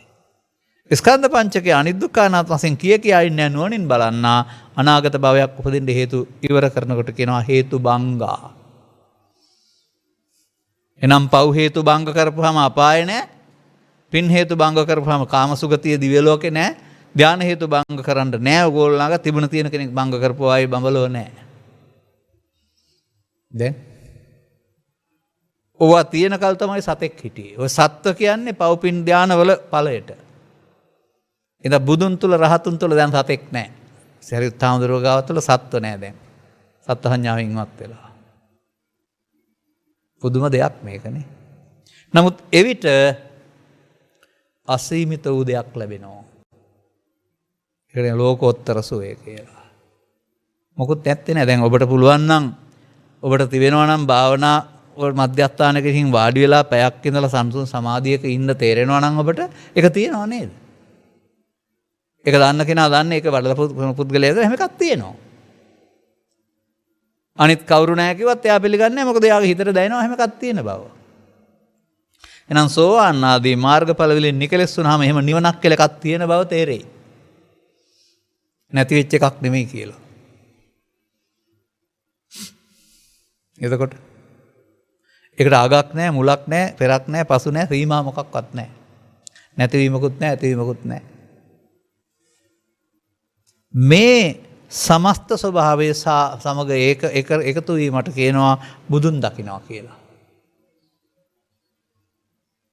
පිළිමේ දැකීම බුදුන් දැකීම ඉක්මවා යමින්, ශරීරය දැකීමේ බුදුන් දැකීම ඉක්මවා යමින්, පංචස්කන්ධයේ අනාත්මයේදී ඔබට බුදුන් වහන්සේ තත්තුනා වූ මේ තත්ත්වයේ ස්පර්ශ කරන්න පුළුවන්. උන්වහන්සේ වදාරනවානේ සම්බුද්ධත්ව සූත්‍රවල මම මේ රූප දනා සංඥා සංකාර පහට එන දේවල් මගේ ආත්ම වශයෙන් දකින තාක්කල් බුද්ධ කීවේ නෑ. උන්වහන්සේට ඒක මමත්වෙන් දුරුනහම එතෙන්ටයි බුද්ධ කීවේ කියලා. ඒක පුදුම අවදියක්. ඒ අවදියේදී අර ලෝකේ තියෙන ලාභෙට අලාභෙට සැප දුක් නිന്ദා අපසන්තාවට අපට රිදවන්න බෑ. තර්ජනය කරන්න බෑ. අන්න එහෙම මිනිස් වර්ගයා සඳහා හරිම සුන්දර දෙයක්. මුලාවෙන් මිදීමක්. සසර ගමන ඇවිදින අතරතුර වන්දනාකරුවෙක් වශයෙන් මිනිසත් බව ලැබ බුද්ධෝත්පාදයක ශ්‍රී ලංකාවෙන් රටක ඉපිද. ස්කන්ධ පංචකයේ ආත්මය සත්වයා පව්පින් ධාන ඔස්සේ සසර ඇවිද්දෝන බව බුදුන්ගෙන්ම බණ අහලා තේරුම් ගන්න ඕන. ස්කන්ධ පංචකයේ ආත්මය සත්‍යයේ සතර ගමන වාහනේ බව තේරුම් ගන්න ඕන. අනත්ත ලක්කන සූත්‍රයේ ස්කන්ධ පංචකයේ අනාත්ම වශයෙන් දැකලා හේතු භංග කරන්න වර්තමාන මොහොත හේතු අනාගත ඵල උපදින හේතු භංගා. ඒ නිසා අර හේතු හටගෙන නැසෙන එක අනිත්‍යයි නෙමෙයි, වර්තමාන ස්කන්ධ පංචකයේ අනාගත ඵල උපදින හේතුවක් ඉතුරු නොකර අවසන් කිරීමට තමයි හේතු භංගා කියන්නේ. මේක වර්තමානයේ අනාගත ඵල උපදින්න හේතු ඉතුරු නොකර අවසන් කරන්න ඕන. එහෙනම් ඒක ආයේ නැවත උපදින්නේ නැහැ. අද තැබුවොත් නේ හෙට උපදින්නේ. අද තරහ වුණොත් තමයි හෙට තරහ එන්නේ. ඒ නිසා බුදු සමයෙන් පෙන්වන නැවත උපත නැති කිරීම කියන වචනේ තේරුම ඔතනයි තියෙන්නේ. ඔබ මව කුසින් බිහි වෙන එක නතර කරන්න යනවා කියන එක නෙමෙයි. මොකද පුද්ගලයෙකුගේ ස්කන්ධ පංචකය හට ගැනීමක් නේ තියෙන්නේ. නා ස්කන්ධ පංචකය හට ගැනීමට හේතු නැත්නම් උපාදාන දුරු වෙනකොට අනුපාදා විමුච්ඡanti. ජාති මරණ සංඛයේ උපාදානයෙන් මිදෙන්න පුළුවන් නම් ඔබට ජාති මරණ හිමි වෙන්නේ නැහැ කියලා තියෙනවා. දැන් එහෙනම් සේලා භික්ෂුණිය මාරයට උත්තර දෙනවා. මේක න ඉදං අත්ත කතං බිම්බං. මේක තමන් හදපු එකක් නෙමෙයි. ඒ වගේම මේ ස්කන්ධ පංචකයේ දුක අනුන් හදපු එකකුත් නෙමෙයි. නයිදං පර කතං අගං. අපි හදාගත්ත එකක් එකකින් පෙන්නන්නේ. පර කතං අගං කියන එකෙන් පෙන්නන්නේ ඒකයි. අපි අම්මට තාත්තට දේශපාලනට අවුවට වැස්සට පින්නට දොස් කියනවා. මේ අපේ හිත කලබල වෙන්නේ ඒවා හින්දායි කියලා. නෑ. අපේ ඇයි උපාදාන කරගත්තේ? ඒ නිසා උපාදානය දුක් ගෙනත් දෙනවා. බුදු සමයේ උපාදානයෙන් මිදීම උල්කටගත් දහමක් වර්තමාන ස්කන්ධ පංචකය උපාදාන කරගන්න නැත්නම් අනාගත ඵල උපදවන්න නැති වෙන්න අවසන් වෙනවා. අන්න ඒක තමයි හේතු බංගා කියන්නේ. දැන් ඈත තියා බලනවා හේතුපටිච්ච. පව් හේතු ලැබුව නිසා නේද? පින් හේතු ලැබුව නිසා නේද? ධාන හේතු ලැබුව නිසා නේද මේ සත්වයාට පව පින ධානය ඔස්සේ තුන් භවයක සම්භූතං හට ගැනීමක් ගමනක් තියෙන්නේ. දැන් බුදුන් වහන්සේලාට කියන නමක් තියෙනවා. පුඤ්ඤ පාප පහින. පුඤ්ඤ පාප පහිනස නැති දුක්ඛ සම්භව කියලා තියෙනවා. පහින කියන්නේ මොකද්ද? ප්‍රහීන කරලා දැම්මා. තවත් වචනයක් තියෙනවා ඔකට. ඔය භික්ෂුණී සඳහා දේශනා කරපු ඔය සූත්‍රවල මේක දැනක මේක තියෙනවා. වෙනස් සූත්‍රයක තියෙන්නේ. කර්මක්ෂය කළ බැවින්. කර්මක්ෂය කිරීමේ කර්මය කළ බැවින්. දැන් මේ අරමුණට මුලා වී ස්කන්ධ පහ උපාදාන කොටගෙන අවසන් කිරීමේදී පාප කර්මය, පුණ්‍ය කර්මය, ධාන කර්මයෙන් එකක් සිද්ධ වී කර්ම රැස් කොට අවසන් වෙනවා. එහෙනම් ඒවට කර්මවලට විපාක. සංසාරේම කර්ම විපාක. අපායත් එහෙමයි, දිවි ලෝකෙත් එහෙමයි, බ්‍රහ්ම ලෝකෙත් එහෙමයි. එබැවින් ඒ ගමන නිමා කරන්න බුදුරජාණන් වහන්සේ මේ ස්කන්ධ පංචකය තුළ අනාගත ඵල උපදින කර්ම තියන්නේ නැති වෙන්න කර්මක්ෂය කිරීමේ කර්මය කියලා එකක් දේශනා කළා. අනේක තමයි අපිට නැත්තේ. අර දානය තුලත් නැහැ, අර සීලය තුලත් නැහැ, අර නිකං කරන භාවනාව තුලත් ඒක නැහැ. සමාධියක් කරනවා යරුණාම. නමුත් තථාගතයන් වහන්සේ වදාහරනවා දුක් ඉවර වෙන්න නම් කර්ම ඉවර කරන්න ඕන. කම්මක්ඛයෝ දුක්ඛක්ඛය. දැන් මේ කරන්න ඕන වැඩේ තේරුණාම නොකර ඉන්න බැරි වෙනවා. මොකද මේකේ ප්‍රතිඵල තේරෙනවානේ. සසරට බය ඇති වෙනවා. Taman හදාගන්න සසරකට යන්නේ. ආයෙ කොහෙවත් ගැලවෙන්න දිහක් නැහැ. අපායෙත් නැහැ, දිව්‍ය ලෝකෙත් නැහැ, බ්‍රහ්ම ලෝකෙත් නැහැ. උරුරු නැහැ කියලා දෙන්න. අනාතයි. නාත නැහැ ආයෙ. ඒ කර්මයන්ගේ විපාක වේදලා තවත් තැනකට යනු ඇරුණාම සත්වයක් වශයෙන් සත්ත්ව සංඥාවෙම මෙදෙන්න තැනක් ඔය කොහෙවත් නැහැ.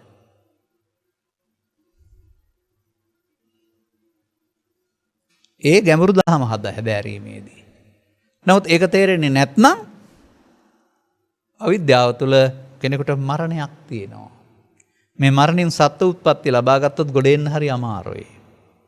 එනිසා පවෙන්න ඇත්ති මිනිසුන් අතර හෝ දෙවියන් අතර උපදින එක බුදුබණ නොතේරෙන අයට නිර්දේශ කරනවා. පෘථග්ජන අයට.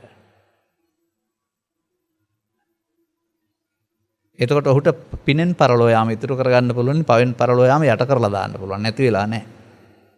නමුත් බුදුරජාණන් වහන්සේගේ ඉගැන්වීම තුළ මම දකිනවා පවෙන් පරලෝ යාම, පිනෙන් පරලෝ යාම, ධානයෙන් පරලෝ යාම කර්ම විපාක. පරලෝ නොයාම එම කර්මයකුත් තියෙනවා. ඒක කර්මක්ෂය කිරීමේ විපාකය. පරලෝ නොයන කර්මය. අන බෞද්ධයෝ අලුතෙන් ඉගෙන ගන්න ඕන දේ ඒක තමයි. ඉගෙනගෙන අනුගමනය කරන්න ඕන. එතකොට මේ කාරණා තේරුම් ගන්න පුළුවන් නම් ඒ කෙනා ස්ත්‍රීද පුරුෂ ගිහිද පැවිදිද කියන එක වැදගත් නැහැ. වෙන්න ඕන දේ තේරෙනවා. වර්තමාන මොහොත අනාගත ඵලයකට හේතු එක් රැස් නොකොට අවසන් කරන්න වෙනවා. ඒ වර්තමාන මොහොත අල්ලා නොගැනීමෙන් ඒක සිද්ධ වෙන්නේ. ඒකට කියනවා පංචස්කන්ධය අනිදුක්ඛ අනාත්ම වශයෙන් බලනවා කියලා. පංච උපාදානස්කන්ධය අනිදුක්ඛ අනාත්මයෙන් බලනවා කියලා. අමඤ්ඤමානෝ මුත්තෝ පාපිමතෝ කියලා පාලියෙන් කියනවා. අනුපාදීයමානෝ මුත්තෝ පාපිමතෝ කියලා තව තැනක තිබෙනවා. අනවිනන්දනමානෝ මුත්තෝ තාපිමතෝ කියලා තව සූත්‍රයක තිබෙනවා. යං නානුසේති නානුමීයති නතේන සංකං ගච්ඡති කියලා තව සූත්‍රයක තිබෙනවා. ඔය ඔක්කොම එකක්. අපිට අවශ්‍ය වෙන්නේ කෝකෙන් හරි වෙන්න ඕන දේ මොකක්ද කියන එක. දැන් බාහිර කාරණා ගැනකොට ඇතුළතින් උපදින්න ලෝභ දේශ මොහ හේතු නැත්නම් අපිට කොහෙන්ද දුක්? ඒ නිසා අපිව තරහ ගස්සනවා කියන්නේ බාහිර ප්‍රත්‍ය වලින් අපේ ඇතුළේ තියෙන කාරණේ මතුවෙනවා. ඒක තියෙන කල් මතුවෙනවා. ඉඳා ඒ පැත්ත උපන්න කුසල් දුරු කිරීම වශයෙන් ලෝභක්ඛය, දේශක්ඛය, මොහක්ඛය වෙන්න වෙනවා. ඒ පැත්තට කියනවා කීනං පුරාණං, පුරාණ කර්ම ෂය වූ බැවින්. නවං නත්ති සම්භවං, ආපහු කර්ම රැස් කිරීමක් නැති බැවින්. විරත්ත චිත්තා, සිතෙහි ඇල්මක් නැති බැවින්. ආයතිකේ බවස්මින් මොකද්ද? නැවත උපතක් කෙරෙහි ආසාවක් නැති බැවින්. තේ කීන බීජා, අර උපදින්න තියෙන බීජ ක්ෂීණ කරපු අය නිබ්බන්ති දීරා. අවිරුල්ලි ඡන්දා, අනාගත භවයක් කෙරෙහි ඡන්දයක් කැමැත්තක් නැති බැවින්. ඔය පෙන්නන රතන සූත්‍රයේ ගාථාවෙන්. එහෙනම් කීනං පුරාණං නවන්නත්ති සම්භවං කියන කටයුත්ත වර්තමාන ස්කන්ධ පංචකය තුල කරන භාවනාවයි. පුරාණ කර්ම ෂය වෙන්න ඕන, අලුත් කර්ම රැස් නොවෙන්න ඕන. මේකට කියන්නේ පංච උපාදානස්කන්ධය අනිදුක්ඛ අනාත්ම වශයෙන් බැලීම. එහෙම නැත්නම් අල්ලා නොගැනීම කියලා. ඒකට එතකොට වර්තමාන මොහොත නිම වෙන්නේ අනාගත ඵලයක් උපදින හේතු ඉතුරු නොකොට. ඒ අනාගත ඵලයක් ඉතුරු නොකොට අවසන් වීමට තමයි බුදු සමය අනිත්‍ය කියලා කියන්නේ. අනිත්‍ය භාවිතය. එතකොට අනිත්‍ය ධර්මයේ බවට පත් වෙනවා. එතකොට බුදුරජාණන් වහන්සේ බුදු වෙලා හොයාගත්තේ අනිත්‍ය විතරයි. සත්‍යයට සංසාරේ ඇවිදින්න නිත්‍ය උදව් වෙනවා. සත්‍යය පව නිත්‍ය කොටගෙන, පින නිත්‍ය කොටගෙන ධානාත්මක සසර ඇවිදිනවා. බුදුරජාණන් වහන්සේ ඒම අනිත්‍ය වශයෙන් භාවිතා කරලා ගමන නිමා කරන්න. සැබෑ බෞද්ධ ප්‍රතිපදාව භවගාමී නෙමෙයි, භව නිරෝධගාමී. අපේ සමාජයේ අඩු අන්නේ අයයි. අපි මේ ධර්ම දේශනා කරන්න කාලේ දානෙසම කැප කරන්නේ. මහන්සි වෙන්නේ. එහෙම හොයන පිරිසක් ඉන්නවා. ඒකට උත්සාහවන්ත පිරිසක් ඉන්නවා. එකකින් බැරි නම් දේශනා 10ක් හරි අහලා මෙන්න මෙහෙම මේ වර්තමාන මොහොත අනාගත ඵලයක් උපදින හේතු නොතබා අවසන් කිරීමට බුදුන් වහන්සේ විදර්ශනා වැඩිම කියලා කියනවා. විදර්ශන වඩා රහත්ත්වය කියලා පොතේ තියෙනවා. අපි දන්නේ නැහැ. අපිට ඒක ප්‍රායෝගික කරන හැටි තේරුම් ගන්න පුළුවන් වෙනවා. එවිට අපි ජීවත් වෙන්නේ අතීතේ නෙමෙයි අනාගතේ නෙවෙයි ස්ත්‍රියක් පුරුෂයෙක් වශයෙන් අන් අය සමාජයට ජීපෙන්න ජීවත් වුණාට අපි ජීවත් වෙන්නේ වර්තමාන ස්කන්ධ පංචකය තුල. ඇසෙන්ද කනෙන්ද නාසෙන්ද දිවෙන්ද කයෙන්ද උපදින්නේ එතන තමයි අපි රැවටි අවසන් කරනවද නොරැවටි නිමා කරනවද? ඔය සිහිය තියෙන්න ඕනේ නොරැවටි නිමා කරන්න. ඕකට තමයි සතිපට්ඨානය කියන්නේ. වෙන මොනවටවත් නෙවෙයි. රැවටෙනවා නම් එතන සිහියක් නැහැ.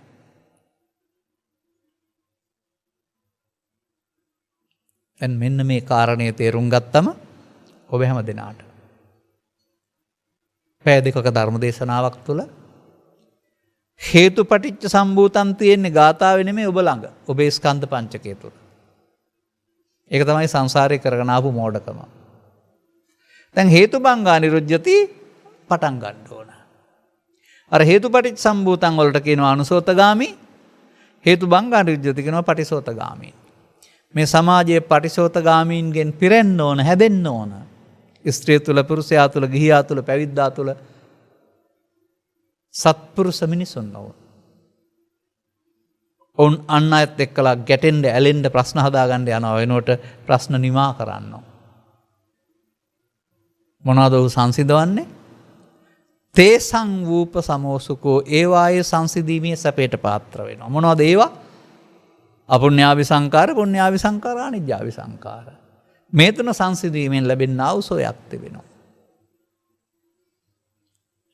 එබැවින් පැය දෙකක කාලයක් ධර්ම දේශනාවකට ශ්‍රවණය කොට වර්තමාන ස්කන්ධ පංචකයේ අනාත්මය තුල හේතු භංග කරන ආකාරය ඔබ විසින් කළ යුත්තක් බවට පත් කරගන්න ආකාරය පැහැදිලි කරන්නට අපි උත්සාහ කළා.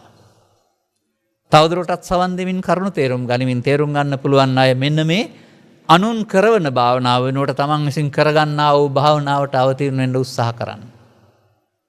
ධම්මස පාදා ගැනීම සඳහා ඔබ හැම දෙනාට මෙම කරුණු පැහැදිලි කිරීම හේතු වාසනා වේවායි කියන සුභාශිංසනයේ ප්‍රාර්ථනා කරමින් සේලා සූත්‍රයෙන් පෙන්වා වූ හේතු බංගා නිරුද්ධති කරුණු පැහැදිලි කිරීම මෙයින් අවසන් කරනු ලබනවා. දේශක්ඛයෝ